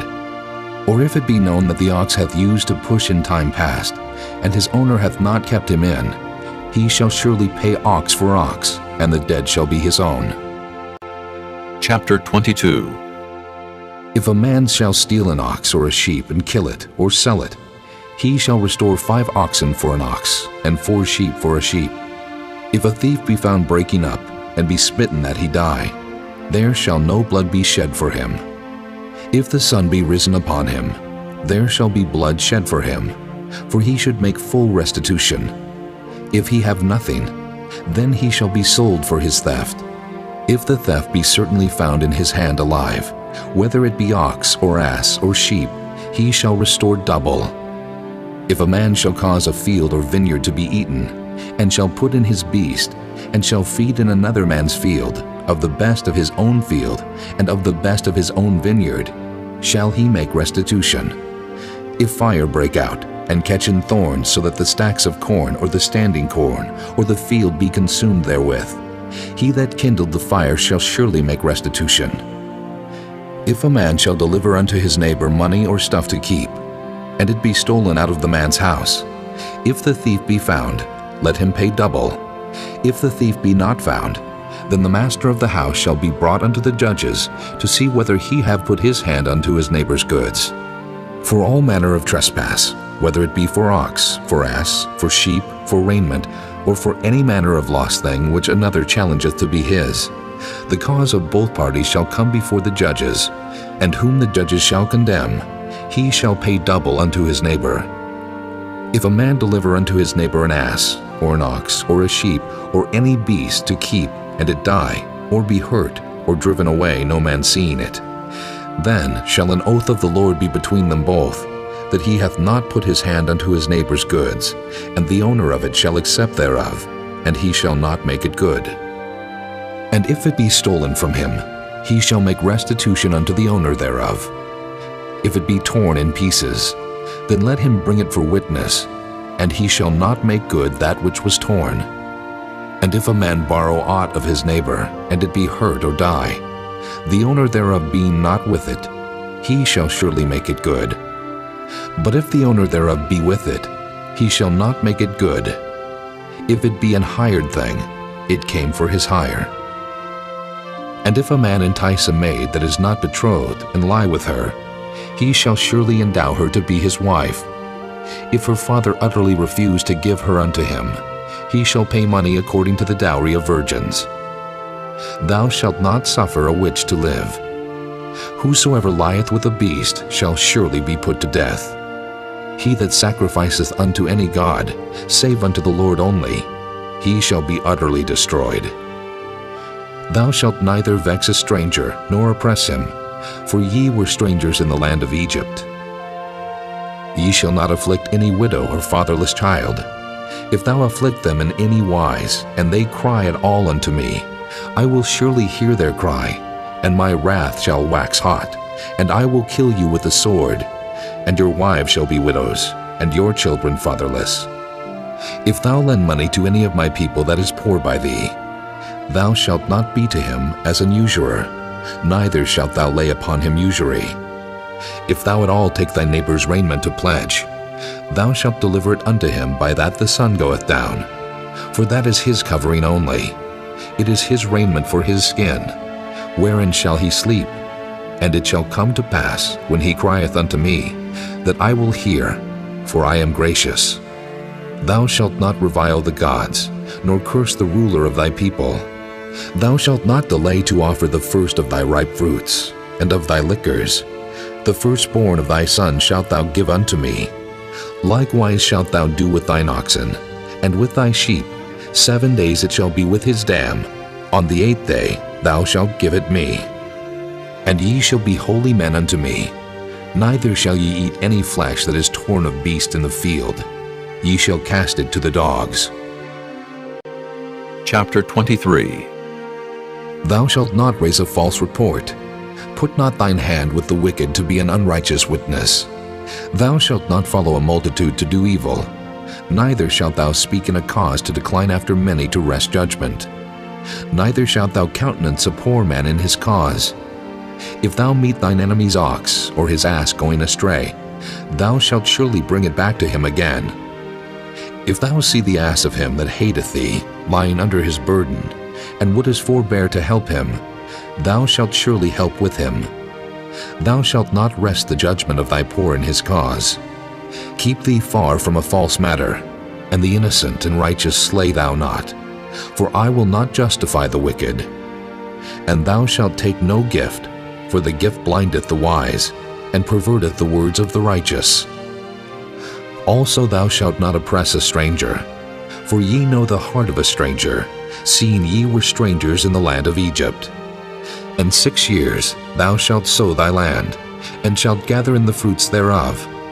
But the 7th year thou shalt let it rest and lie still, that the poor of thy people may eat, and what they leave the beasts of the field shall eat. In like manner thou shalt deal with thy vineyard, and with thy oliveyard. 6 days thou shalt do thy work, and on the 7th day thou shalt rest, that thine ox and thine ass may rest, and the son of thy handmaid, and the stranger may be refreshed. And in all things that I have said unto you be circumspect, and make no mention of the name of other gods, neither let it be heard out of thy mouth. 3 times thou shalt keep a feast unto me in the year. Thou shalt keep the feast of unleavened bread.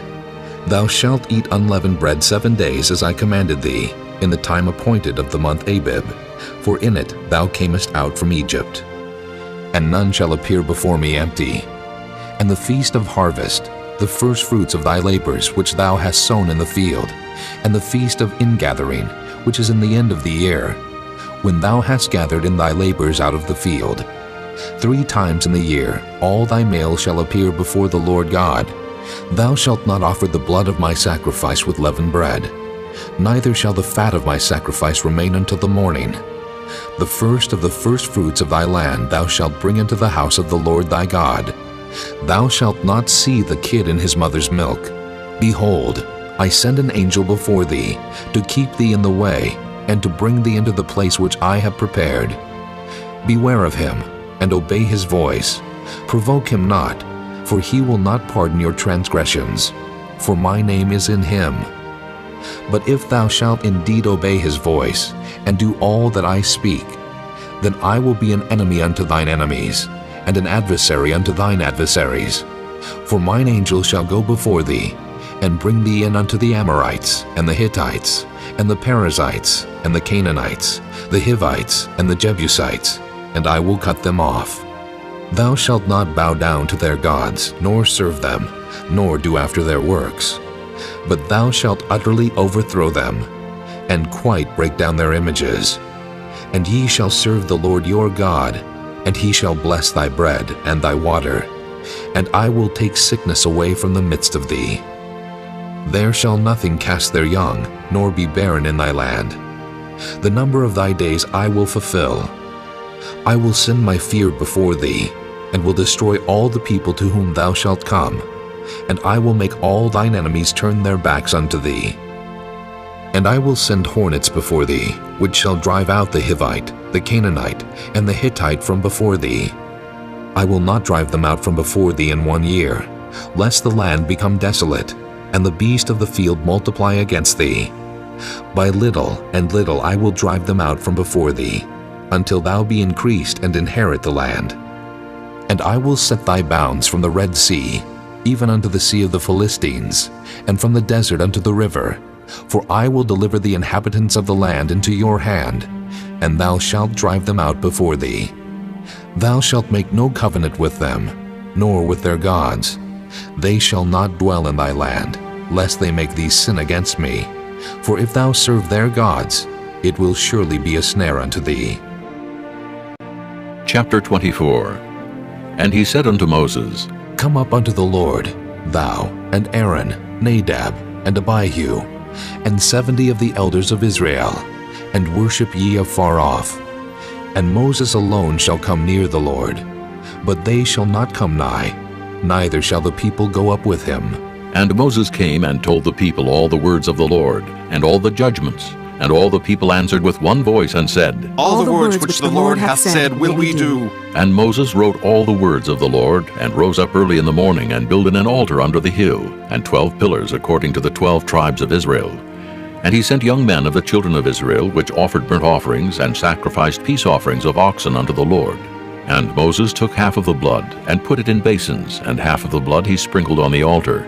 And he took the book of the covenant, and read it in the audience of the people, and they said, All that the Lord hath said will we do, and be obedient. And Moses took the blood, and sprinkled it on the people, and said, Behold, the blood of the covenant, which the Lord hath made with you concerning all these words. Then went up Moses and Aaron, Nadab and Abihu, and 70 of the elders of Israel, and they saw the God of Israel. And there was under his feet as it were a paved work of a sapphire stone, and as it were the body of heaven in his clearness. And upon the nobles of the children of Israel he laid not his hand. Also they saw God, and did eat and drink.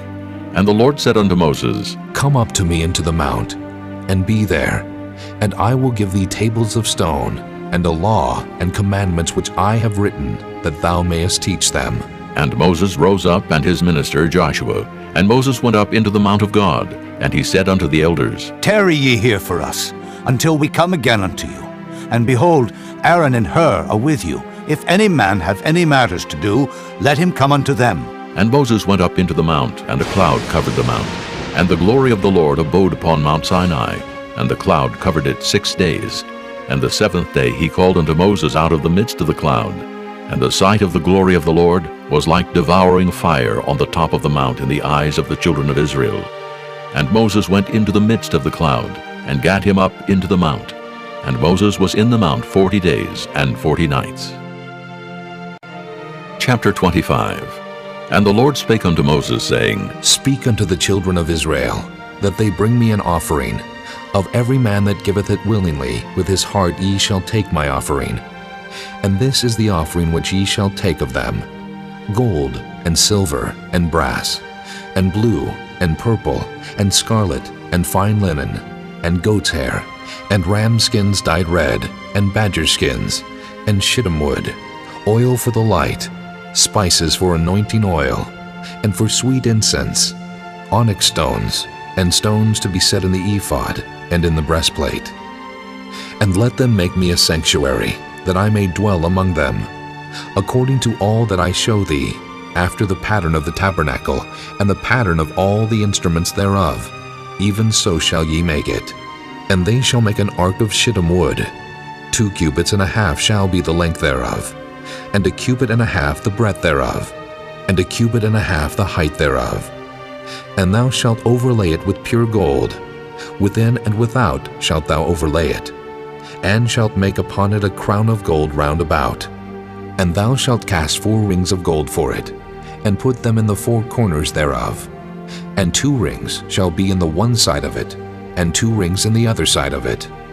And thou shalt make staves of shittim wood, and overlay them with gold. And thou shalt put the staves into the rings by the sides of the ark, that the ark may be borne with them. The stave shall be in the rings of the ark. They shall not be taken from it. And thou shalt put into the ark the testimony which I shall give thee. And thou shalt make a mercy seat of pure gold.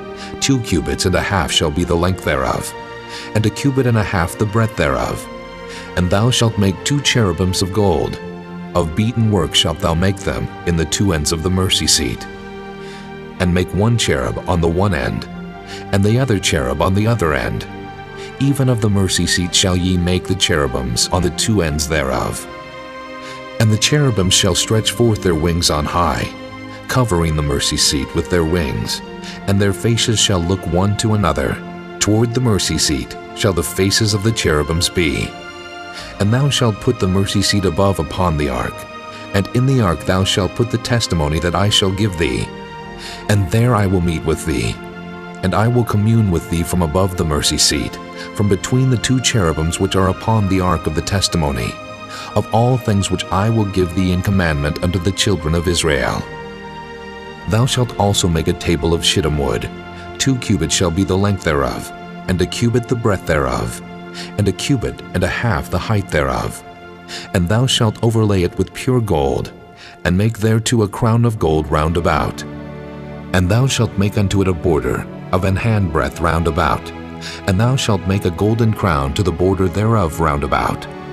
And thou shalt make for it 4 rings of gold, and put the rings in the 4 corners that are on the 4 feet thereof. Over against the border shall the rings be for places of the staves to bear the table. And thou shalt make the staves of shittim wood, and overlay them with gold, that the table may be borne with them. And thou shalt make the dishes thereof, and spoons thereof, and covers thereof, and bowls thereof, to cover withal, of pure gold shalt thou make them.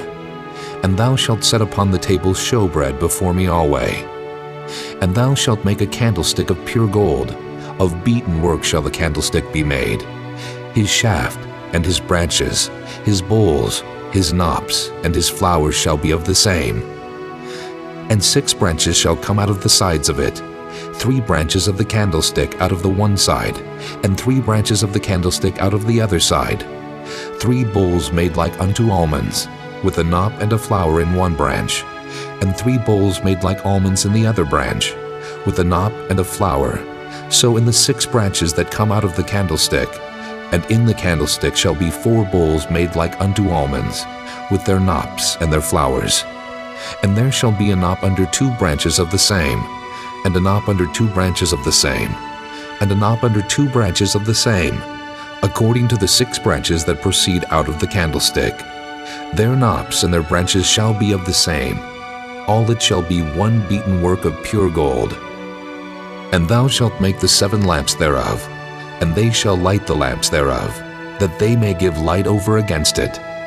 And the tongs thereof, and the snuff dishes thereof, shall be of pure gold. Of a talent of pure gold shall he make it, with all these vessels.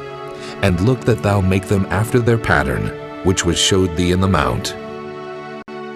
Chapter 26. Moreover, thou shalt make the tabernacle with 10 curtains of fine twined linen, and blue, and purple, and scarlet. With cherubims of cunning work shalt thou make them. The length of one curtain shall be 28 cubits, and the breadth of one curtain 4 cubits. And every one of the curtains shall have one measure. The 5 curtains shall be coupled together, one to another, and other 5 curtains shall be coupled one to another. And thou shalt make loops of blue upon the edge of the one curtain from the selvage in the coupling. And likewise shalt thou make in the uttermost edge of another curtain, in the coupling of the second. 50 loops shalt thou make in the one curtain, and 50 loops shalt thou make in the edge of the curtain that is in the coupling of the second, that the loops may take hold one of another. And thou shalt make 50 tacks of gold, and couple the curtains together with the tacks, and it shall be one tabernacle. And thou shalt make curtains of goat's hair to be a covering upon the tabernacle. 11 curtains shalt thou make. The length of one curtain shall be 30 cubits, and the breadth of one curtain 4 cubits. And the 11 curtains shall be all of one measure. And thou shalt couple 5 curtains by themselves, and 6 curtains by themselves, and shalt double the 6th curtain in the forefront of the tabernacle. And thou shalt make 50 loops on the edge of the one curtain that is outmost in the coupling, and 50 loops in the edge of the curtain which coupleth the second. And thou shalt make 50 tacks of brass, and put the tacks into the loops, and couple the tent together, that it may be one. And the remnant that remaineth of the curtains of the tent, the half curtain that remaineth, shall hang over the backside of the tabernacle. And a cubit on the one side, and a cubit on the other side of that which remaineth in the length of the curtains of the tent. It shall hang over the sides of the tabernacle, on this side and on that side to cover it. And thou shalt make a covering for the tent of ram skins dyed red, and a covering above of badger skins. And thou shalt make boards for the tabernacle of shittim wood standing up.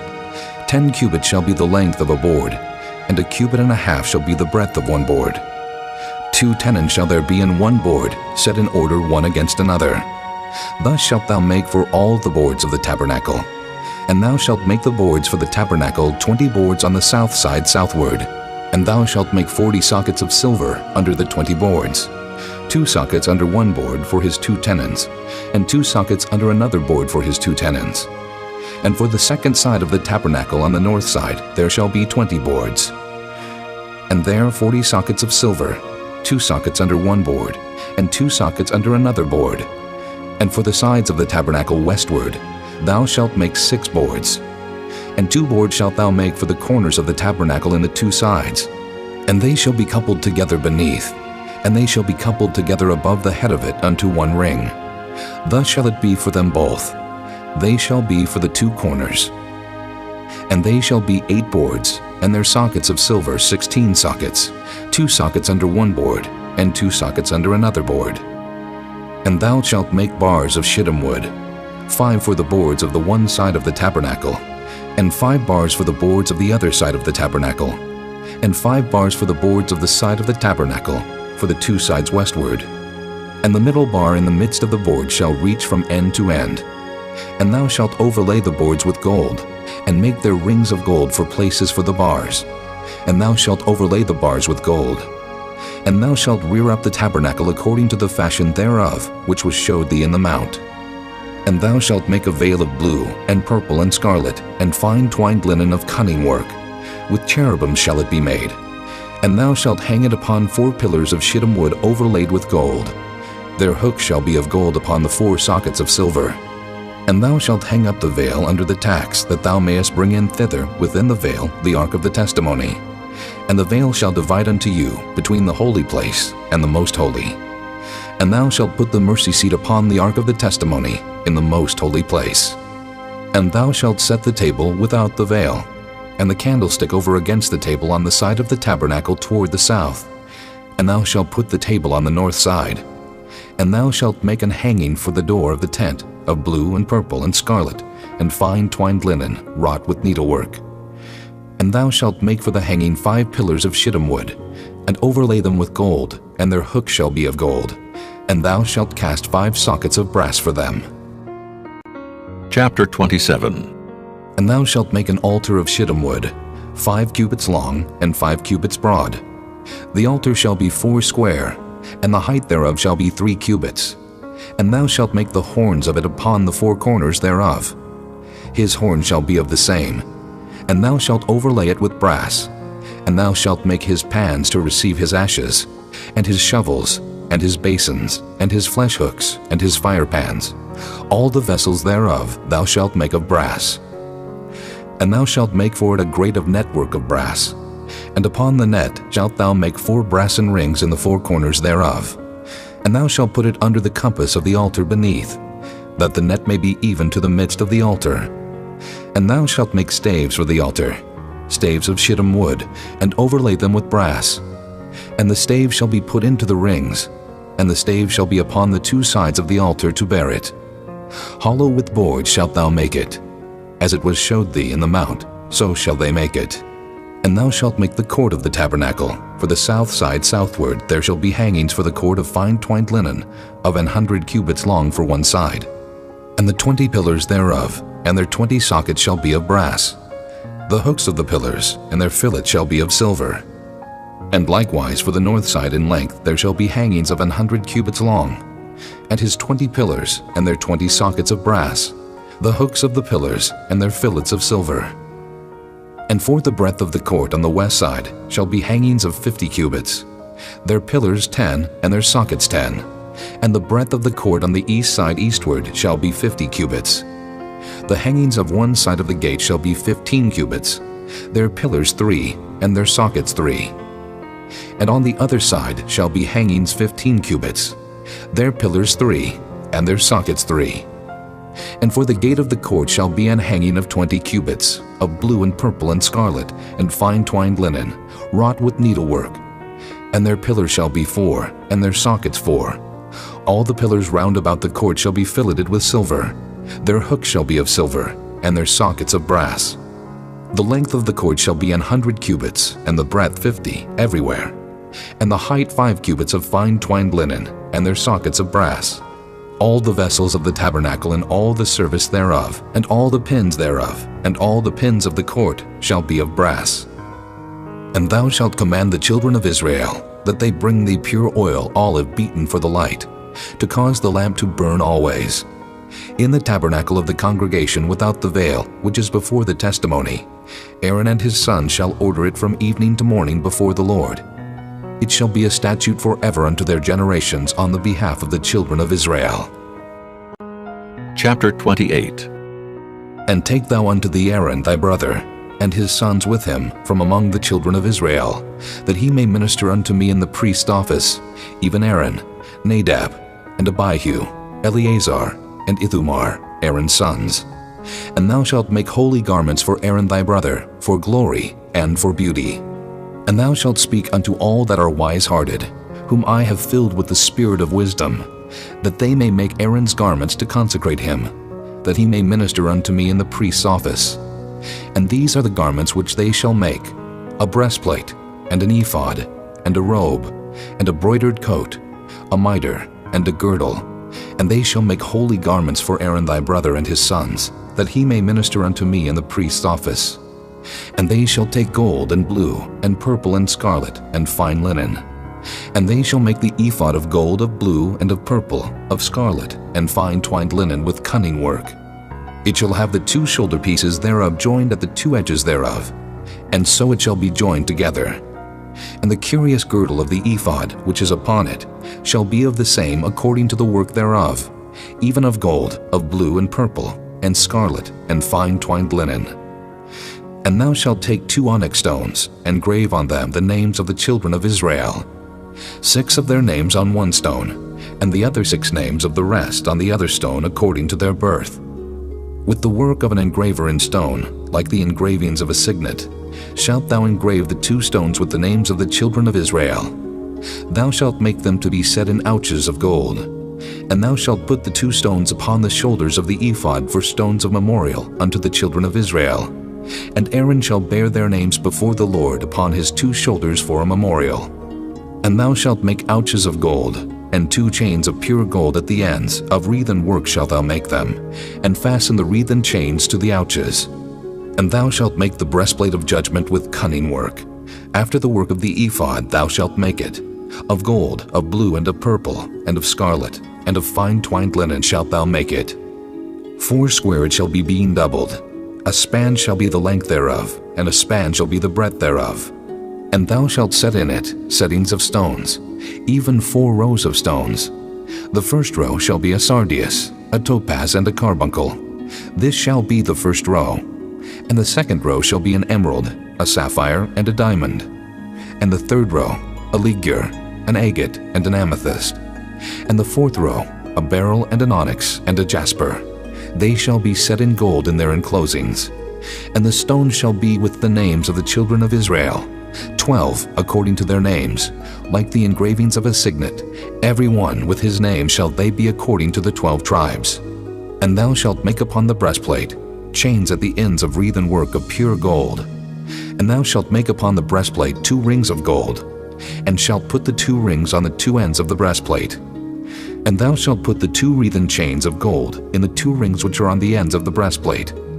And the other 2 ends of the 2 wreathen chains thou shalt fasten in the 2 ouches, and put them on the shoulder pieces of the ephod before it.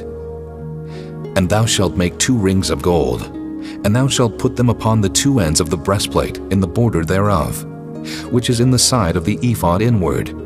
And 2 other rings of gold thou shalt make, and shalt put them on the 2 sides of the ephod underneath, toward the forepart thereof, over against the other coupling thereof, above the curious girdle of the ephod. And they shall bind the breastplate by the rings thereof unto the rings of the ephod with a lace of blue, that it may be above the curious girdle of the ephod, and that the breastplate be not loosed from the ephod. And Aaron shall bear the names of the children of Israel in the breastplate of judgment upon his heart, when he goeth in unto the holy place, for a memorial before the Lord continually. And thou shalt put in the breastplate of judgment the Urim and the Thummim, and they shall be upon Aaron's heart when he goeth in before the Lord. And Aaron shall bear the judgment of the children of Israel upon his heart before the Lord continually. And thou shalt make the robe of the ephod all of blue, and there shall be an hole in the top of it, in the midst thereof. It shall have a binding of woven work round about the whole of it, as it were the hole of an habergeon, that it be not rent. And beneath, upon the hem of it, thou shalt make pomegranates of blue, and of purple, and of scarlet, round about the hem thereof, and bells of gold between them round about. A golden bell and a pomegranate, a golden bell and a pomegranate, upon the hem of the robe round about. And it shall be upon Aaron to minister, and his sound shall be heard when he goeth in unto the holy place before the Lord, and when he cometh out, that he die not. And thou shalt make a plate of pure gold, and grave upon it, like the engravings of a signet, Holiness to the Lord. And thou shalt put it on a blue lace, that it may be upon the mitre. Upon the forefront of the mitre it shall be. And it shall be upon Aaron's forehead, that Aaron may bear the iniquity of the holy things, which the children of Israel shall hallow in all their holy gifts. And it shall be always upon his forehead, that they may be accepted before the Lord. And thou shalt embroider the coat of fine linen, and thou shalt make the mitre of fine linen, and thou shalt make the girdle of needlework. And for Aaron's sons thou shalt make coats, and thou shalt make for them girdles, and bonnets shalt thou make for them, for glory and for beauty. And thou shalt put them upon Aaron thy brother, and his sons with him, and shalt anoint them, and consecrate them, and sanctify them, that they may minister unto me in the priest's office. And thou shalt make them linen breeches to cover their nakedness. From the loins even unto the thighs they shall reach. And they shall be upon Aaron and upon his sons when they come in unto the tabernacle of the congregation, or when they come near unto the altar to minister in the holy place, that they bear not iniquity and die.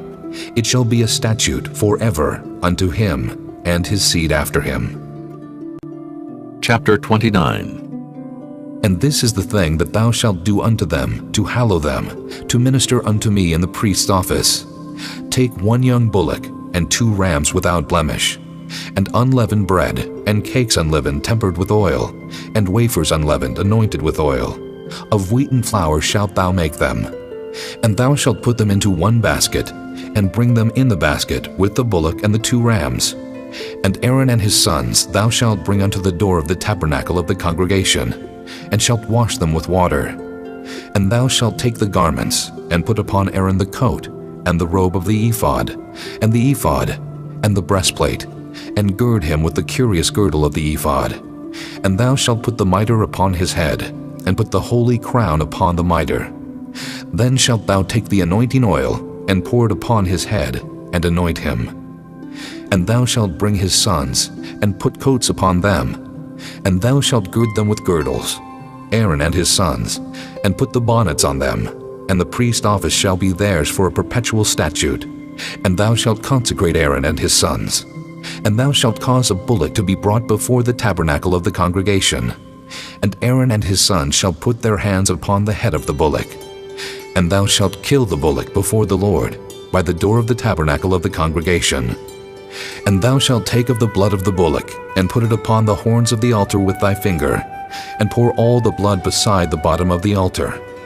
And thou shalt take all the fat that covereth the inwards, and the caul that is above the liver, and the 2 kidneys, and the fat that is upon them, and burn them upon the altar. But the flesh of the bullock, and his skin, and his dung, shalt thou burn with fire without the camp. It is a sin offering. Thou shalt also take 1 ram, and Aaron and his sons shall put their hands upon the head of the ram. And thou shalt slay the ram. And thou shalt take his blood, and sprinkle it round about upon the altar. And thou shalt cut the ram in pieces, and wash the inwards of him, and his legs, and put them unto his pieces, and unto his head. And thou shalt burn the whole ram upon the altar. It is a burnt offering unto the Lord. It is a sweet savor, an offering made by fire unto the Lord. And thou shalt take the other ram, and Aaron and his sons shall put their hands upon the head of the ram. Then shalt thou kill the ram, and take of his blood, and put it upon the tip of the right ear of Aaron, and upon the tip of the right ear of his sons, and upon the thumb of their right hand, and upon the great toe of their right foot, and sprinkle the blood upon the altar round about. And thou shalt take of the blood that is upon the altar, and of the anointing oil, and sprinkle it upon Aaron, and upon his garments, and upon his sons, and upon the garments of his sons with him. And he shall be hallowed, and his garments and his sons' garments with him. Also thou shalt take of the ram the fat and the rump, and the fat that covereth the inwards, and the caul above the liver, and the 2 kidneys, and the fat that is upon them, and the right shoulder, for it is a ram of consecration. And 1 loaf of bread, and 1 cake of oiled bread, and 1 wafer out of the basket of the unleavened bread that is before the Lord. And thou shalt put all in the hands of Aaron, and in the hands of his sons, and shalt wave them for a wave offering before the Lord. And thou shalt receive them of their hands, and burn them upon the altar for a burnt offering, for a sweet savor before the Lord. It is an offering made by fire unto the Lord. And thou shalt take the breast of the ram of Aaron's consecration, and wave it for a wave offering before the Lord, and it shall be thy part. And thou shalt sanctify the breast of the wave offering, and the shoulder of the heave offering, which is waved, and which is heaved up, of the ram of the consecration, even of that which is for Aaron, and of that which is for his sons. And it shall be Aaron's and his sons by a statute forever from the children of Israel. For it is an heave offering, and it shall be an heave offering from the children of Israel of the sacrifice of their peace offerings, even their heave offering unto the Lord. And the holy garments of Aaron shall be his sons after him, to be anointed therein, and to be consecrated in them. And that son that is priest in his stead shall put them on 7 days, when he cometh into the tabernacle of the congregation to minister in the holy place. And thou shalt take the ram of the consecration, and seethe his flesh in the holy place. And Aaron and his sons shall eat the flesh of the ram, and the bread that is in the basket by the door of the tabernacle of the congregation. And they shall eat those things wherewith the atonement was made, to consecrate and to sanctify them. But a stranger shall not eat thereof, because they are holy. And if aught of the flesh of the consecrations, or of the bread remain unto the morning, then thou shalt burn the remainder with fire. It shall not be eaten, because it is holy. And thus shalt thou do unto Aaron, and to his sons, according to all things which I have commanded thee. 7 days shalt thou consecrate them, and thou shalt offer every day a bullock for a sin offering for atonement. And thou shalt cleanse the altar, when thou hast made an atonement for it, and thou shalt anoint it to sanctify it. 7 days thou shalt make an atonement for the altar, and sanctify it, and it shall be an altar most holy. Whatsoever toucheth the altar shall be holy. Now this is that which thou shalt offer upon the altar: 2 lambs of the first year, day by day continually. The 1 lamb thou shalt offer in the morning, and the other lamb thou shalt offer at even. And with the 1 lamb 1/10 deal of flour mingled with the 4th part of an hin of beaten oil, and the 4th part of an hin of wine for a drink offering. And the other lamb thou shalt offer at even, and shalt do thereto according to the meat offering of the morning, and according to the drink offering thereof, for a sweet savor, an offering made by fire unto the Lord. This shall be a continual burnt offering throughout your generations at the door of the tabernacle of the congregation before the Lord, where I will meet you, to speak there unto thee. And there I will meet with the children of Israel, and the tabernacle shall be sanctified by my glory. And I will sanctify the tabernacle of the congregation, and the altar. I will sanctify also both Aaron and his sons, to minister to me in the priest's office. And I will dwell among the children of Israel, and will be their God. And they shall know that I am the Lord their God, that brought them forth out of the land of Egypt, that I may dwell among them. I am the Lord their God. Chapter 30. And thou shalt make an altar to burn incense upon. Of shittim wood shalt thou make it. A cubit shall be the length thereof, and a cubit the breadth thereof. 4 square shall it be, and 2 cubits shall be the height thereof. The horns thereof shall be of the same. And thou shalt overlay it with pure gold, the top thereof, and the sides thereof round about, and the horns thereof. And thou shalt make unto it a crown of gold round about. And 2 golden rings shalt thou make to it under the crown of it, by the 2 corners thereof. Upon the 2 sides of it shalt thou make it, and they shall be for places for the staves to bear it withal. And thou shalt make the staves of shittim wood, and overlay them with gold. And thou shalt put it before the veil that is by the ark of the testimony, before the mercy seat that is over the testimony, where I will meet with thee. And Aaron shall burn thereon sweet incense every morning. When he dresseth the lamps, he shall burn incense upon it. And when Aaron lighteth the lamps at even, he shall burn incense upon it, a perpetual incense before the Lord throughout your generations. Ye shall offer no strange incense thereon, nor burnt sacrifice, nor meat offering, neither shall ye pour drink offering thereon. And Aaron shall make an atonement upon the horns of it once in a year, with the blood of the sin offering of atonements. Once in the year shall he make atonement upon it throughout your generations. It is most holy unto the Lord.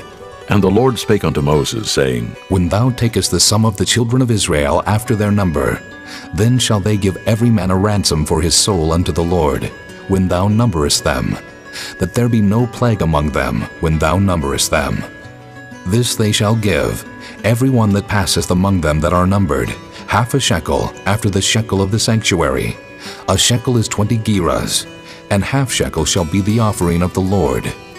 Every one that passeth among them that are numbered, from 20 years old and above, shall give an offering unto the Lord.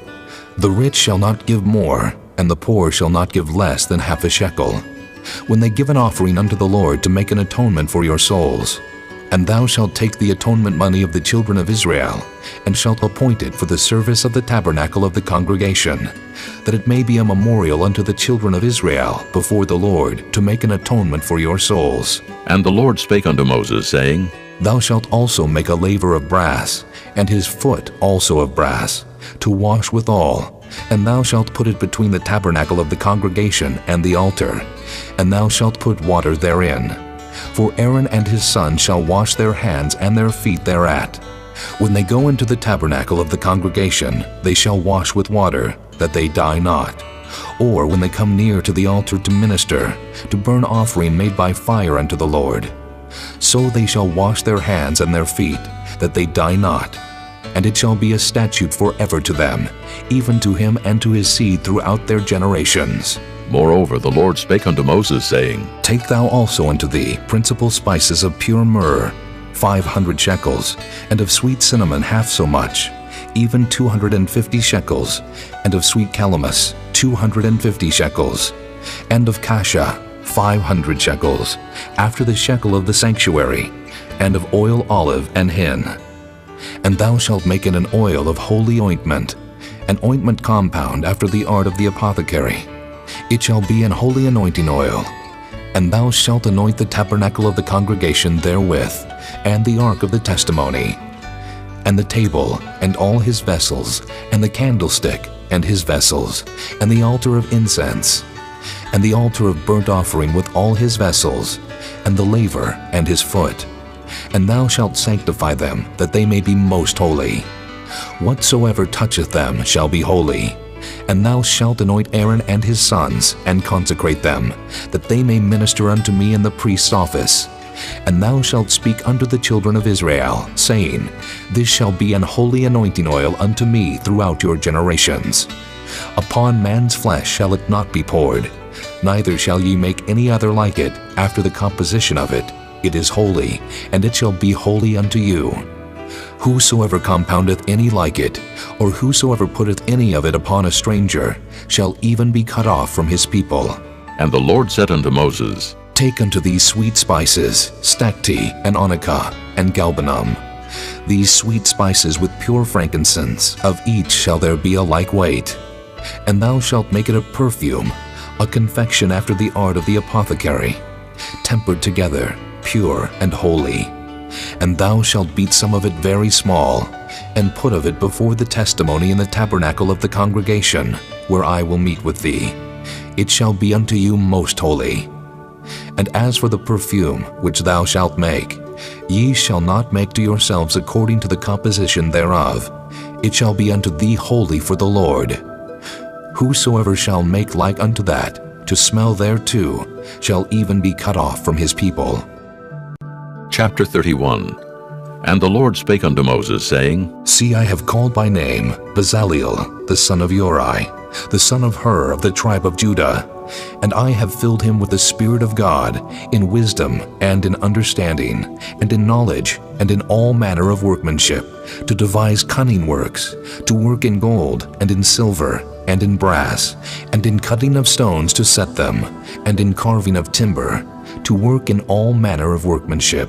And I, behold, I have given with him Aholiab, the son of Ahisamach, of the tribe of Dan, And in the hearts of all that are wise-hearted I have put wisdom, that they may make all that I have commanded thee.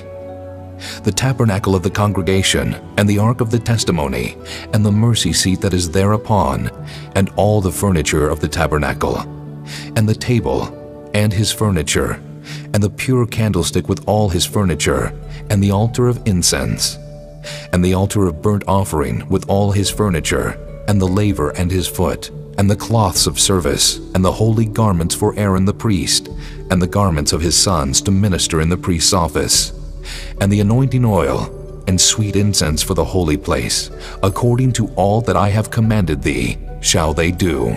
And the Lord spake unto Moses, saying, Speak thou also unto the children of Israel, saying, Verily, my Sabbaths ye shall keep, for it is a sign between me and you throughout your generations, that ye may know that I am the Lord that doth sanctify you. Ye shall keep the Sabbath therefore, for it is holy unto you. Every one that defileth it shall surely be put to death. For whosoever doeth any work therein, that soul shall be cut off from among his people. 6 days may work be done, but in the 7th is the Sabbath of rest, holy to the Lord. Whosoever doeth any work in the Sabbath day, he shall surely be put to death. Wherefore the children of Israel shall keep the Sabbath, to observe the Sabbath throughout their generations for a perpetual covenant. It is a sign between me and the children of Israel forever. For in 6 days the Lord made heaven and earth, and on the 7th day he rested and was refreshed. And he gave unto Moses, when he had made an end of communing with him upon Mount Sinai, 2 tables of testimony, tables of stone, written with the finger of God. Chapter 32. And when the people saw that Moses delayed to come down out of the mount, the people gathered themselves together unto Aaron, and said unto him, Up, make us gods, which shall go before us. For as for this Moses, the man that brought us up out of the land of Egypt, we wot not what has become of him. And Aaron said unto them, Break off the golden earrings, which are in the ears of your wives, of your sons, and of your daughters, and bring them unto me. And all the people brake off the golden earrings which were in their ears, and brought them unto Aaron. And he received them at their hand, and fashioned it with a graving tool, after he had made it a molten calf. And they said, These be thy gods, O Israel, which brought thee up out of the land of Egypt. And when Aaron saw it, he built an altar before it, and Aaron made proclamation and said, Tomorrow is a feast to the Lord. And they rose up early on the morrow, and offered burnt offerings, and brought peace offerings. And the people sat down to eat and to drink, and rose up to play. And the Lord said unto Moses, Go, get thee down, for thy people which thou broughtest out of the land of Egypt have corrupted themselves. They have turned aside quickly out of the way which I commanded them. They have made them a molten calf, and have worshipped it, and have sacrificed thereunto, and said, These be thy gods, O Israel, which have brought thee up out of the land of Egypt. And the Lord said unto Moses, I have seen this people, and, behold, it is a stiff-necked people. Now therefore let me alone, that my wrath may wax hot against them, and that I may consume them, and I will make of thee a great nation. And Moses besought the Lord his God, and said, Lord, why doth thy wrath wax hot against thy people, which thou hast brought forth out of the land of Egypt with great power, and with a mighty hand? Wherefore should the Egyptians speak, and say, For mischief did he bring them out to slay them in the mountains, and to consume them from the face of the earth? Turn from thy fierce wrath, and repent of this evil against thy people. Remember Abraham, Isaac, and Israel, thy servants, to whom thou swarest by thine own self, and saidst unto them, I will multiply your seed as the stars of heaven, and all this land that I have spoken of will I give unto your seed, and they shall inherit it forever. And the Lord repented of the evil which he thought to do unto his people. And Moses turned, and went down from the mount, and the 2 tables of the testimony were in his hand. The tables were written on both their sides, on the one side and on the other were they written. And the tables were the work of God, and the writing was the writing of God, graven upon the tables. And when Joshua heard the noise of the people as they shouted, he said unto Moses, There is a noise of war in the camp. And he said, It is not the voice of them that shout for mastery, neither is it the voice of them that cry for being overcome, but the noise of them that sing do I hear. And it came to pass, as soon as he came nigh unto the camp, that he saw the calf and the dancing. And Moses' anger waxed hot, and he cast the tables out of his hands, and brake them beneath the mount. And he took the calf which they had made, and burnt it in the fire, and ground it to powder, and strawed it upon the water, and made the children of Israel drink of it. And Moses said unto Aaron, What did this people unto thee, that thou hast brought so great a sin upon them? And Aaron said, Let not the anger of my lord wax hot. Thou knowest the people, that they are set on mischief. For they said unto me, Make us gods which shall go before us. For as for this Moses, the man that brought us up out of the land of Egypt, we wot not what is become of him. And I said unto them, Whosoever hath any gold, let them break it off. So they gave it me. Then I cast it into the fire, and there came out this calf. And when Moses saw that the people were naked, for Aaron had made them naked unto their shame among their enemies, then Moses stood in the gate of the camp, and said, Who is on the Lord's side? Let him come unto me. And all the sons of Levi gathered themselves together unto him. And he said unto them, Thus saith the Lord God of Israel, Put every man his sword by his side, and go in and out from gate to gate throughout the camp, and slay every man his brother, and every man his companion, and every man his neighbor. And the children of Levi did according to the word of Moses. And there fell of the people that day about 3,000 men.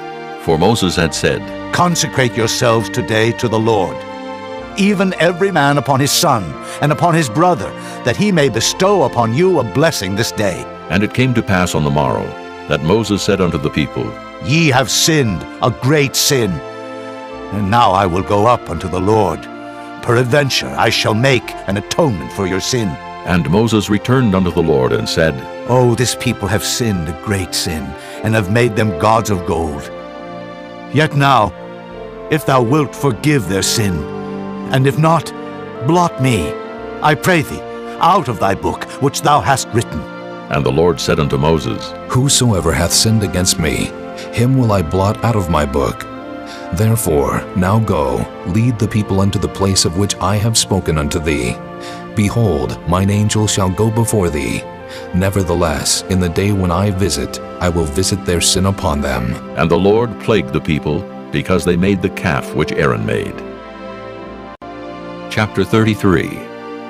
And the Lord said unto Moses, Depart, and go up hence, thou and the people which thou hast brought up out of the land of Egypt, unto the land which I swear unto Abraham, to Isaac, and to Jacob, saying, Unto thy seed will I give it. And I will send an angel before thee, and I will drive out the Canaanite, the Amorite, and the Hittite, and the Perizzite, the Hivite, and the Jebusite, unto a land flowing with milk and honey. For I will not go up in the midst of thee, for thou art a stiff-necked people, lest I consume thee in the way. And when the people heard these evil tidings, they mourned, and no man did put on him his ornaments. For the Lord had said unto Moses, Say unto the children of Israel, Ye are a stiff-necked people. I will come up into the midst of thee in a moment, and consume thee. Therefore now put off thy ornaments from thee, that I may know what to do unto thee. And the children of Israel stripped themselves of their ornaments by the Mount Horeb. And Moses took the tabernacle, and pitched it without the camp, afar off from the camp, and called it the tabernacle of the congregation. And it came to pass that every one which sought the Lord went out unto the tabernacle of the congregation, which was without the camp. And it came to pass, when Moses went out unto the tabernacle, that all the people rose up, and stood every man at his tent door, and looked after Moses until he was gone into the tabernacle. And it came to pass, as Moses entered into the tabernacle, the cloudy pillar descended, and stood at the door of the tabernacle, and the Lord talked with Moses. And all the people saw the cloudy pillar stand at the tabernacle door, and all the people rose up and worshipped, every man in his tent door. And the Lord spake unto Moses face to face, as a man speaketh unto his friend. And he turned again into the camp. But his servant Joshua the son of Nun, a young man, departed not out of the tabernacle. And Moses said unto the Lord, See, thou sayest unto me, Bring up this people. And thou hast not let me know whom thou wilt send with me. Yet thou hast said, I know thee by name, and thou hast also found grace in my sight. Now, therefore, I pray thee, if I have found grace in thy sight, show me now thy way, that I may know thee, that I may find grace in thy sight, and consider that this nation is thy people. And he said, My presence shall go with thee, and I will give thee rest. And he said unto him, If thy presence go not with me, carry us not up hence. For wherein shall it be known here that I and thy people have found grace in thy sight? Is it not in that thou goest with us? So shall we be separated, I and thy people, from all the people that are upon the face of the earth. And the Lord said unto Moses, I will do this thing also that thou hast spoken, for thou hast found grace in my sight, and I know thee by name. And he said, I beseech thee, show me thy glory. And he said, I will make all my goodness pass before thee, and I will proclaim the name of the Lord before thee, and will be gracious to whom I will be gracious, and will show mercy on whom I will show mercy. And he said, Thou canst not see my face, for there shall no man see me and live. And the Lord said, Behold, there is a place by me, and thou shalt stand upon a rock. And it shall come to pass, while my glory passeth by, that I will put thee in a cleft of the rock, and will cover thee with my hand while I pass by. And I will take away mine hand, and thou shalt see my back parts, but my face shall not be seen. This concludes disc number 5. Chapter 34. And the Lord said unto Moses, Hew thee 2 tables of stone like unto the first, and I will write upon these tables the words that were in the first tables which thou breakest. And be ready in the morning, and come up in the morning unto Mount Sinai, and present thyself there to me in the top of the mount. And no man shall come up with thee, neither let any man be seen throughout all the mount, neither let the flocks nor herds feed before that mount. And he hewed 2 tables of stone like unto the first. And Moses rose up early in the morning, and went up unto Mount Sinai, as the Lord had commanded him, and took in his hand the 2 tables of stone. And the Lord descended in the cloud, and stood with him there, and proclaimed the name of the Lord. And the Lord passed by before him, and proclaimed, The Lord God, merciful and gracious, long-suffering and abundant in goodness and truth, keeping mercy for thousands, forgiving iniquity and transgression and sin, and that will by no means clear the guilty, visiting the iniquity of the fathers upon the children, and upon the children's children, unto the 3rd and to the 4th generation. And Moses made haste, and bowed his head toward the earth, and worshipped. And he said, If now I have found grace in thy sight, O Lord, let my Lord, I pray thee, go among us, for it is a stiff-necked people. And pardon our iniquity and our sin, and take us for thine inheritance. And he said, Behold, I make a covenant. Before all thy people I will do marvels, such as have not been done in all the earth, nor in any nation. And all the people among which thou art shall see the work of the Lord, for it is a terrible thing that I will do with thee. Observe thou that which I command thee this day. Behold, I drive out before thee the Amorite, and the Canaanite, and the Hittite, and the Perizzite, and the Hivite, and the Jebusite. Take heed to thyself, lest thou make a covenant with the inhabitants of the land whither thou goest, lest it be for a snare in the midst of thee.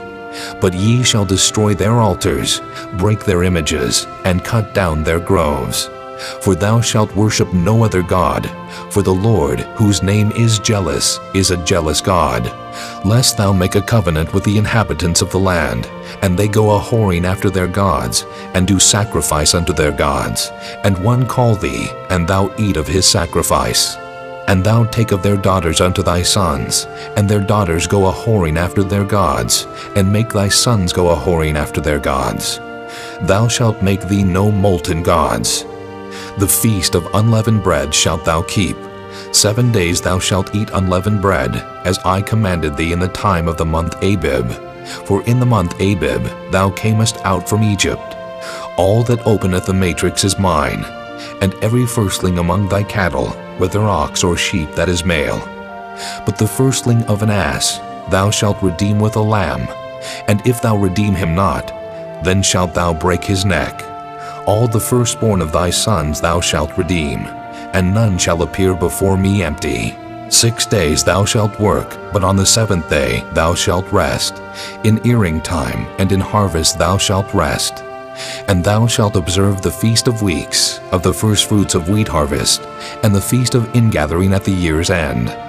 Thrice in the year shall all your men children appear before the Lord God, the God of Israel.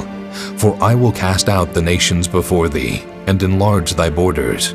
Neither shall any man desire thy land when thou shalt go up to appear before the Lord thy God thrice in the year. Thou shalt not offer the blood of my sacrifice with leaven, neither shall the sacrifice of the feast of the Passover be left unto the morning.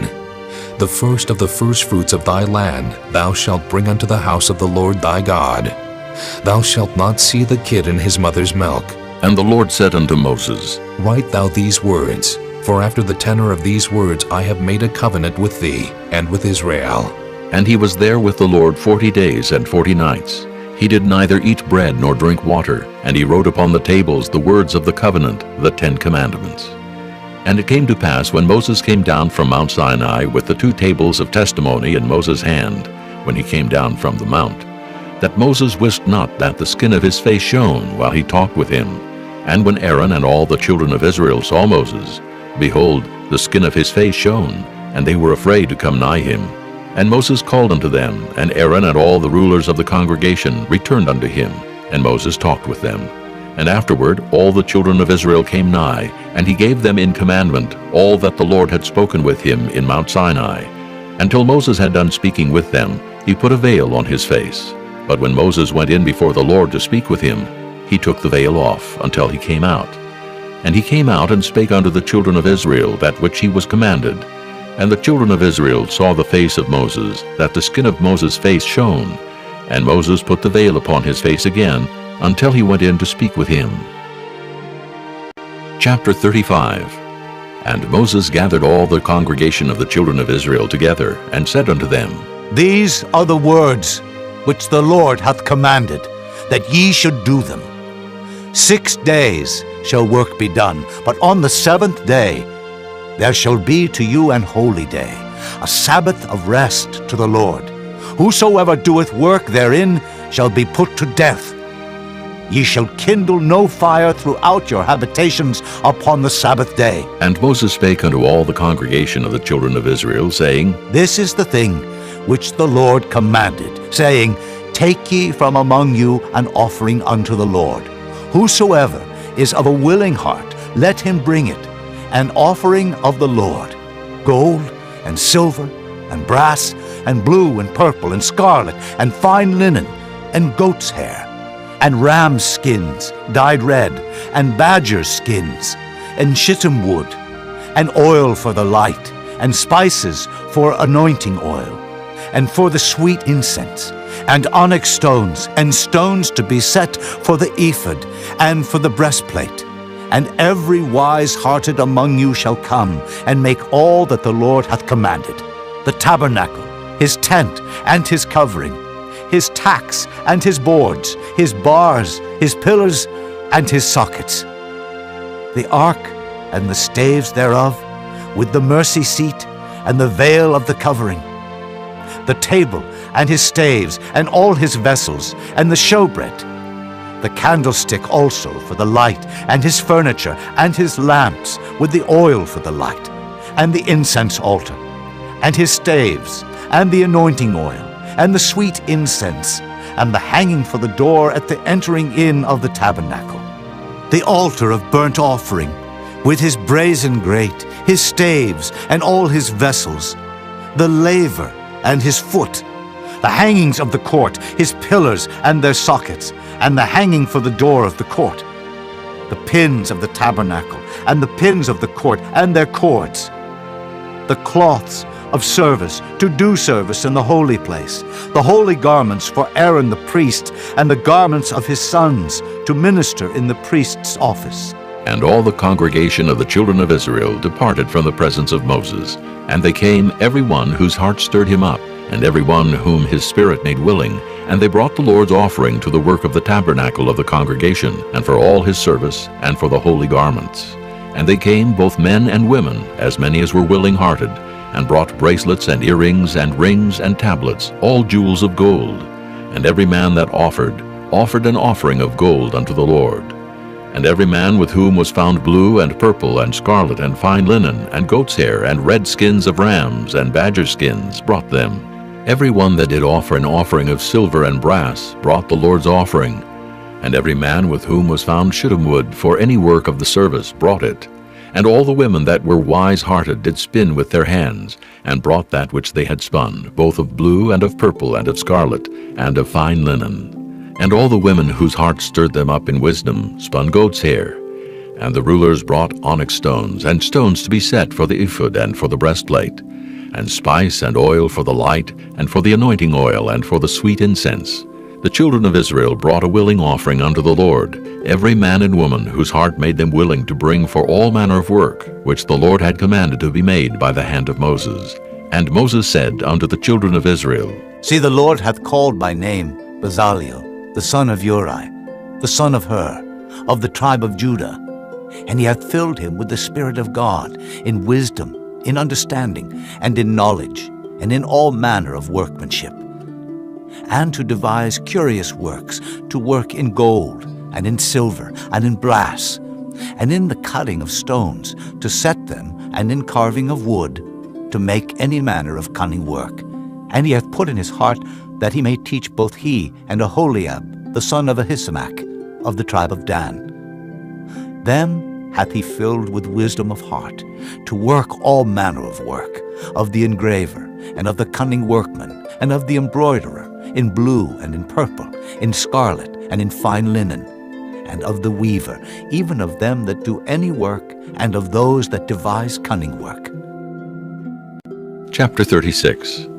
Then wrought Bezaleel and Aholiab, and every wise-hearted man in whom the Lord put wisdom and understanding, to know how to work all manner of work for the service of the sanctuary, according to all that the Lord had commanded. And Moses called Bezaleel and Aholiab, and every wise-hearted man, in whose heart the Lord had put wisdom, even every one whose heart stirred him up to come unto the work to do it.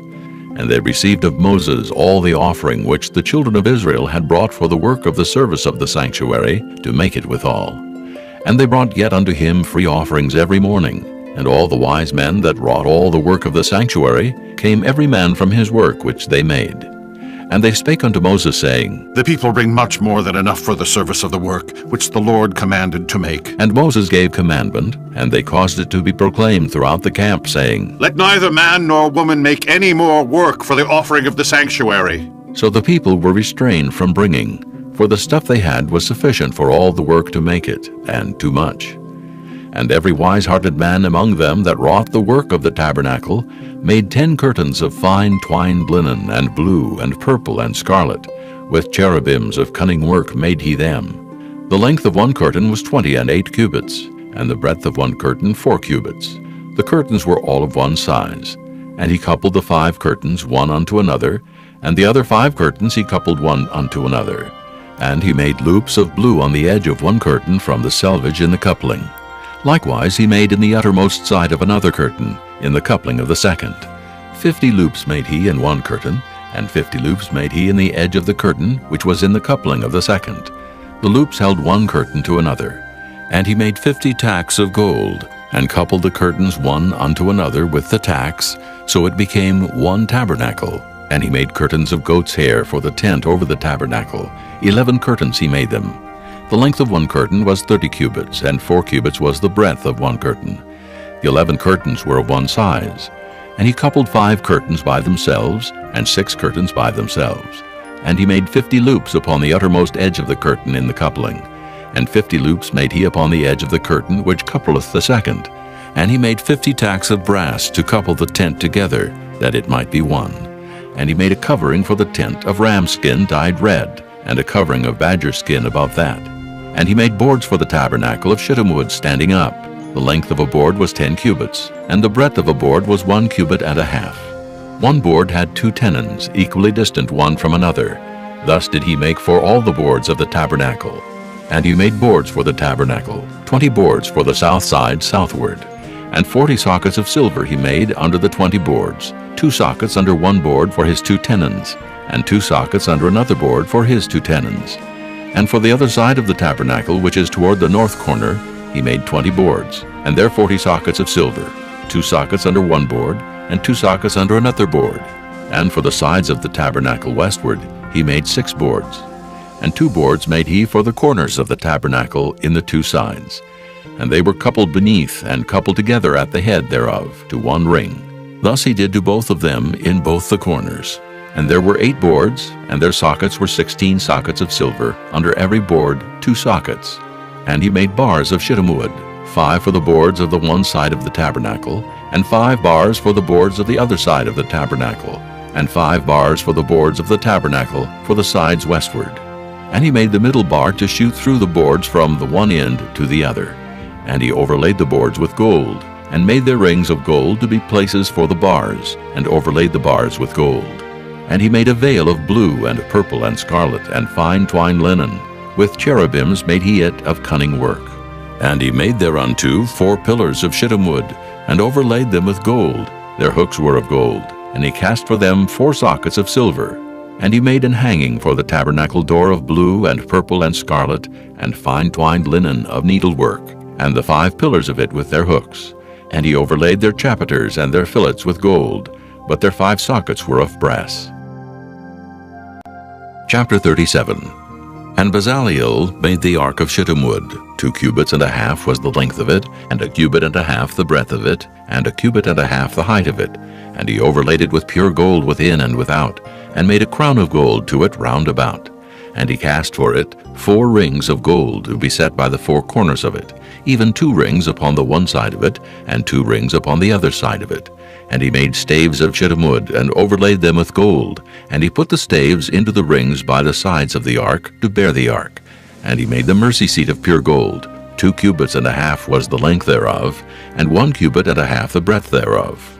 And he made 2 cherubims of gold, beaten out of 1 piece made he them, on the 2 ends of the mercy seat. 1 cherub on the end on this side, and another cherub on the other end on that side. Out of the mercy seat made he the cherubims on the 2 ends thereof. And the cherubims spread out their wings on high, and covered with their wings over the mercy seat, with their faces one to another. Even to the mercy seatward were the faces of the cherubims. And he made the table of shittim wood. 2 cubits was the length thereof, and 1 cubit the breadth thereof, and 1 cubit and a half the height thereof. And he overlaid it with pure gold, and made thereunto a crown of gold round about. Also he made thereunto a border of an handbreadth round about, and made a crown of gold for the border thereof round about. And he cast for it 4 rings of gold, and put the rings upon the 4 corners that were in the 4 feet thereof. Over against the border were the rings, the places for the staves to bear the table.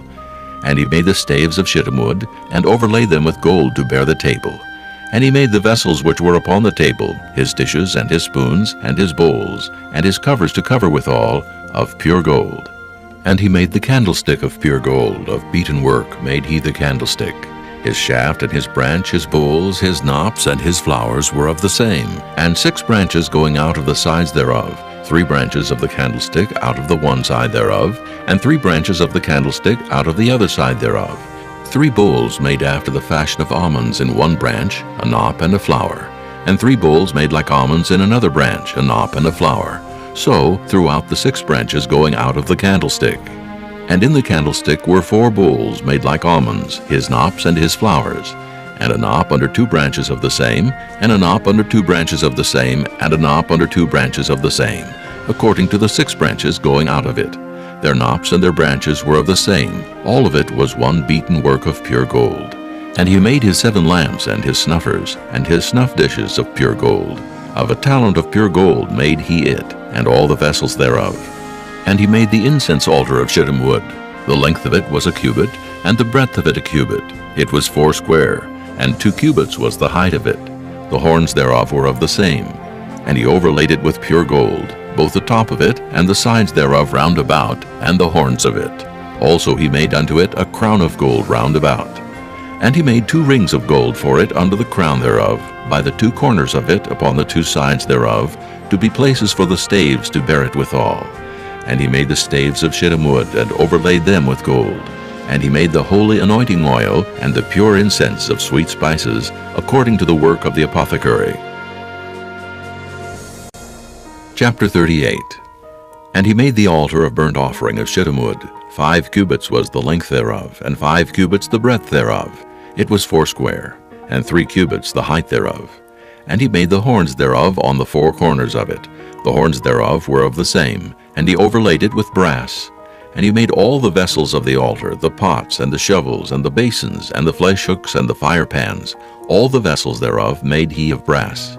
And he made for the altar a brazen grate of network under the compass thereof beneath unto the midst of it. And he cast 4 rings for the 4 ends of the grate of brass, to be places for the staves. And he made the staves of shittim wood, and overlaid them with brass. And he put the staves into the rings on the sides of the altar, to bear it withal. He made the altar hollow with boards. And he made the laver of brass, and the foot of it of brass, of the looking glasses of the women assembling, which assembled at the door of the tabernacle of the congregation. And he made the court. On the south side southward, the hangings of the court were of fine twined linen, 100 cubits. Their pillars were 20, and their brazen sockets 20. The hooks of the pillars and their fillets were of silver. And for the north side the hangings were 100 cubits. Their pillars were 20, and their sockets of brass 20. The hooks of the pillars and their fillets of silver. And for the west side were hangings of 50 cubits. Their pillars 10, and their sockets 10. The hooks of the pillars and their fillets of silver. And for the east side eastward 50 cubits. The hangings of the one side of the gate were 15 cubits. Their pillars 3, and their sockets 3. And for the other side of the court gate, on this hand and that hand, were hangings of 15 cubits. Their pillars 3, and their sockets 3. All the hangings of the court round about were of fine twined linen. And the sockets for the pillars were of brass, the hooks of the pillars and their fillets of silver, and the overlaying of their chapiters of silver, and all the pillars of the court were filleted with silver. And the hanging for the gate of the court was needlework of blue and purple and scarlet and fine twined linen, and 20 cubits was the length, and the height and the breadth was 5 cubits, answerable to the hangings of the court. And their pillars were 4, and their sockets of brass 4, their hooks of silver, and the overlaying of their chapiters, and their fillets of silver. And all the pins of the tabernacle, and of the court round about, were of brass. This is the sum of the tabernacle, even of the tabernacle of testimony, as it was counted according to the commandment of Moses, for the service of the Levites, by the hand of Ithamar, son to Aaron the priest. And Bezaleel, the son of Uri, the son of Hur, of the tribe of Judah, made all that the Lord commanded Moses. And with him was Aholiab, son of Ahishamach, of the tribe of Dan, an engraver, and a cunning workman, and an embroiderer in blue, and in purple, and in scarlet, and fine linen. All the gold that was occupied for the work in all the work of the holy place, even the gold of the offering, was 29 talents, and 730 shekels, after the shekel of the sanctuary. And the silver of them that were numbered of the congregation was 100 talents, and 1,760 shekels, after the shekel of the sanctuary. A beka for every man, that is, half a shekel after the shekel of the sanctuary, for every one that went to be numbered from 20 years old and upward, for 600,000 and 3,550 men. And of the 100 talents of silver were cast the sockets of the sanctuary, and the sockets of the veil, 100 sockets of the 100 talents, a talent for a socket. And of the 1,775 shekels he made hooks for the pillars, and overlaid their chapiters, and filleted them. And the brass of the offering was 70 talents, and 2,400 shekels, and therewith he made the sockets to the door of the tabernacle of the congregation, and the brazen altar, and the brazen grate for it, and all the vessels of the altar, and the sockets of the court round about, and the sockets of the court gate, and all the pins of the tabernacle, and all the pins of the court round about. Chapter 39. And of the blue and purple and scarlet they made cloths of service, to do service in the holy place, and made the holy garments for Aaron, as the Lord commanded Moses. And he made the ephod of gold, blue and purple and scarlet, and fine twined linen. And they did beat the gold into thin plates, and cut it into wires, to work it in the blue, and in the purple, and in the scarlet, and in the fine linen, with cunning work. They made shoulder pieces for it, to couple it together. By the 2 edges was it coupled together. And the curious girdle of his ephod that was upon it was of the same, according to the work thereof, of gold, blue, and purple, and scarlet, and fine twined linen, as the Lord commanded Moses. And they wrought onyx stones enclosed in ouches of gold, graven as signets are graven, with the names of the children of Israel. And he put them on the shoulders of the ephod, that they should be stones for a memorial to the children of Israel, as the Lord commanded Moses. And he made the breastplate of cunning work, like the work of the ephod of gold, blue, and purple, and scarlet, and fine twined linen. It was 4 square. They made the breastplate double. A span was the length thereof, and a span the breadth thereof, being doubled. And they set in it 4 rows of stones. The first row was a sardius, a topaz, and a carbuncle. This was the first row. And the second row, an emerald, a sapphire, and a diamond. And the third row, a ligure, an agate, and an amethyst. And the fourth row, a beryl, an onyx, and a jasper. They were enclosed in ouches of gold in their enclosings. And the stones were according to the names of the children of Israel, 12, according to their names, like the engravings of a signet, every one with his name according to the 12 tribes. And they made upon the breastplate chains at the ends of wreathen work of pure gold. And they made 2 ouches of gold, and 2 gold rings, and put the 2 rings in the 2 ends of the breastplate. And they put the 2 wreathen chains of gold in the 2 rings on the ends of the breastplate. And the 2 ends of the 2 wreathen chains they fastened in the 2 ouches, and put them on the shoulder pieces of the ephod before it. And they made 2 rings of gold, and put them on the 2 ends of the breastplate, upon the border of it, which was on the side of the ephod inward. And they made 2 other golden rings, and put them on the 2 sides of the ephod underneath, toward the forepart of it, over against the other coupling thereof, above the curious girdle of the ephod. And they did bind the breastplate by his rings unto the rings of the ephod with a lace of blue, that it might be above the curious girdle of the ephod, and that the breastplate might not be loosed from the ephod, as the Lord commanded Moses. And he made the robe of the ephod of woven work, all of blue, and there was an hole in the midst of the robe, as the hole of an habergeon, with a band round about the hole, that it should not rend. And they made upon the hems of the robe pomegranates of blue, and purple, and scarlet, and twined linen. And they made bells of pure gold, and put the bells between the pomegranates upon the hem of the robe, round about between the pomegranates. A bell and a pomegranate, a bell and a pomegranate, round about the hem of the robe to minister in, as the Lord commanded Moses. And they made coats of fine linen of woven work for Aaron and for his sons, and a mitre of fine linen, and goodly bonnets of fine linen, and linen breeches of fine twined linen, and a girdle of fine twined linen, and blue and purple and scarlet, of needlework, as the Lord commanded Moses. And they made the plate of the holy crown of pure gold, and wrote upon it a writing, like to the engravings of a signet, Holiness to the Lord. And they tied unto it a lace of blue, to fasten it on high upon the mitre, as the Lord commanded Moses. Thus was all the work of the tabernacle of the tent of the congregation finished. And the children of Israel did according to all that the Lord commanded Moses, so did they. And they brought the tabernacle unto Moses, the tent and all his furniture, his tacks, his boards, his bars, and his pillars, and his sockets, and the covering of ram skins dyed red, and the covering of badger skins, and the veil of the covering, the ark of the testimony, and the staves thereof, and the mercy seat, the table and all the vessels thereof, and the showbread, the pure candlestick with the lamps thereof, even with the lamps to be set in order, and all the vessels thereof, and the oil for light, and the golden altar, and the anointing oil, and the sweet incense, and the hanging for the tabernacle door, the brazen altar, and his grate of brass, his staves, and all his vessels, the laver and his foot, the hangings of the court, his pillars, and his sockets, and the hanging for the court gate, his cords and his pins, and all the vessels of the service of the tabernacle for the tent of the congregation, the cloths of service to do service in the holy place, and the holy garments for Aaron the priest, and his sons' garments, to minister in the priest's office. According to all that the Lord commanded Moses, so the children of Israel made all the work. And Moses did look upon all the work, and behold, they had done it as the Lord had commanded. Even so had they done it, and Moses blessed them. Chapter 40. And the Lord spake unto Moses, saying, On the 1st day of the 1st month shalt thou set up the tabernacle of the tent of the congregation.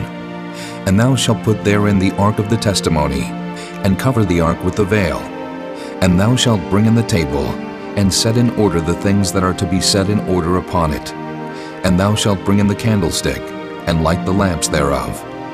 And thou shalt set the altar of gold for the incense before the ark of the testimony, and put the hanging of the door to the tabernacle. And thou shalt set the altar of the burnt offering before the door of the tabernacle of the tent of the congregation.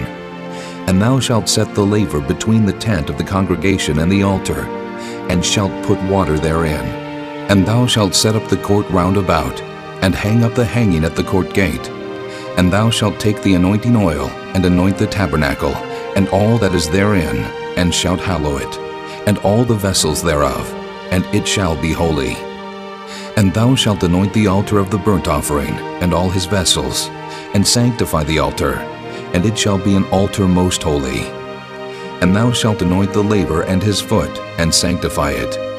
And thou shalt bring Aaron and his sons unto the door of the tabernacle of the congregation, and wash them with water.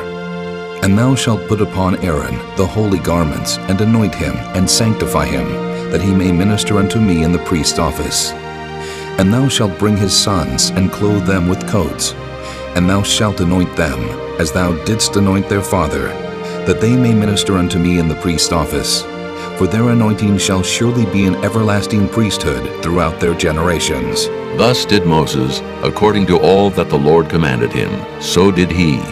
And it came to pass in the first month, in the second year, on the first day of the month, that the tabernacle was reared up. And Moses reared up the tabernacle, and fastened his sockets, and set up the boards thereof, and put in the bars thereof, and reared up his pillars. And he spread abroad the tent over the tabernacle, and put the covering of the tent above upon it, as the Lord commanded Moses. And he took and put the testimony into the ark, and set the staves on the ark, and put the mercy seat above upon the ark. And he brought the ark into the tabernacle, and set up the veil of the covering, and covered the ark of the testimony as the Lord commanded Moses. And he put the table in the tent of the congregation upon the side of the tabernacle northward, without the veil. And he set the bread in order upon it before the Lord, as the Lord had commanded Moses. And he put the candlestick in the tent of the congregation, over against the table, on the side of the tabernacle southward. And he lighted the lamps before the Lord, as the Lord commanded Moses. And he put the golden altar in the tent of the congregation before the veil, and he burnt sweet incense thereon, as the Lord commanded Moses. And he set up the hanging at the door of the tabernacle, and he put the altar of burnt offering by the door of the tabernacle of the tent of the congregation, and offered upon it the burnt offering and the meat offering, as the Lord commanded Moses. And he set the laver between the tent of the congregation and the altar, and put water there to wash withal. And Moses and Aaron and his sons washed their hands and their feet thereat. When they went into the tent of the congregation, and when they came near unto the altar, they washed as the Lord commanded Moses. And he reared up the court round about the tabernacle and the altar, and set up the hanging of the court gate. So Moses finished the work. Then a cloud covered the tent of the congregation, and the glory of the Lord filled the tabernacle. And Moses was not able to enter into the tent of the congregation, because the cloud abode thereon, and the glory of the Lord filled the tabernacle. And when the cloud was taken up from over the tabernacle, the children of Israel went onward in all their journeys. But if the cloud were not taken up, then they journeyed not till the day that it was taken up. For the cloud of the Lord was upon the tabernacle by day, and fire was on it by night, in the sight of all the house of Israel throughout all their journeys.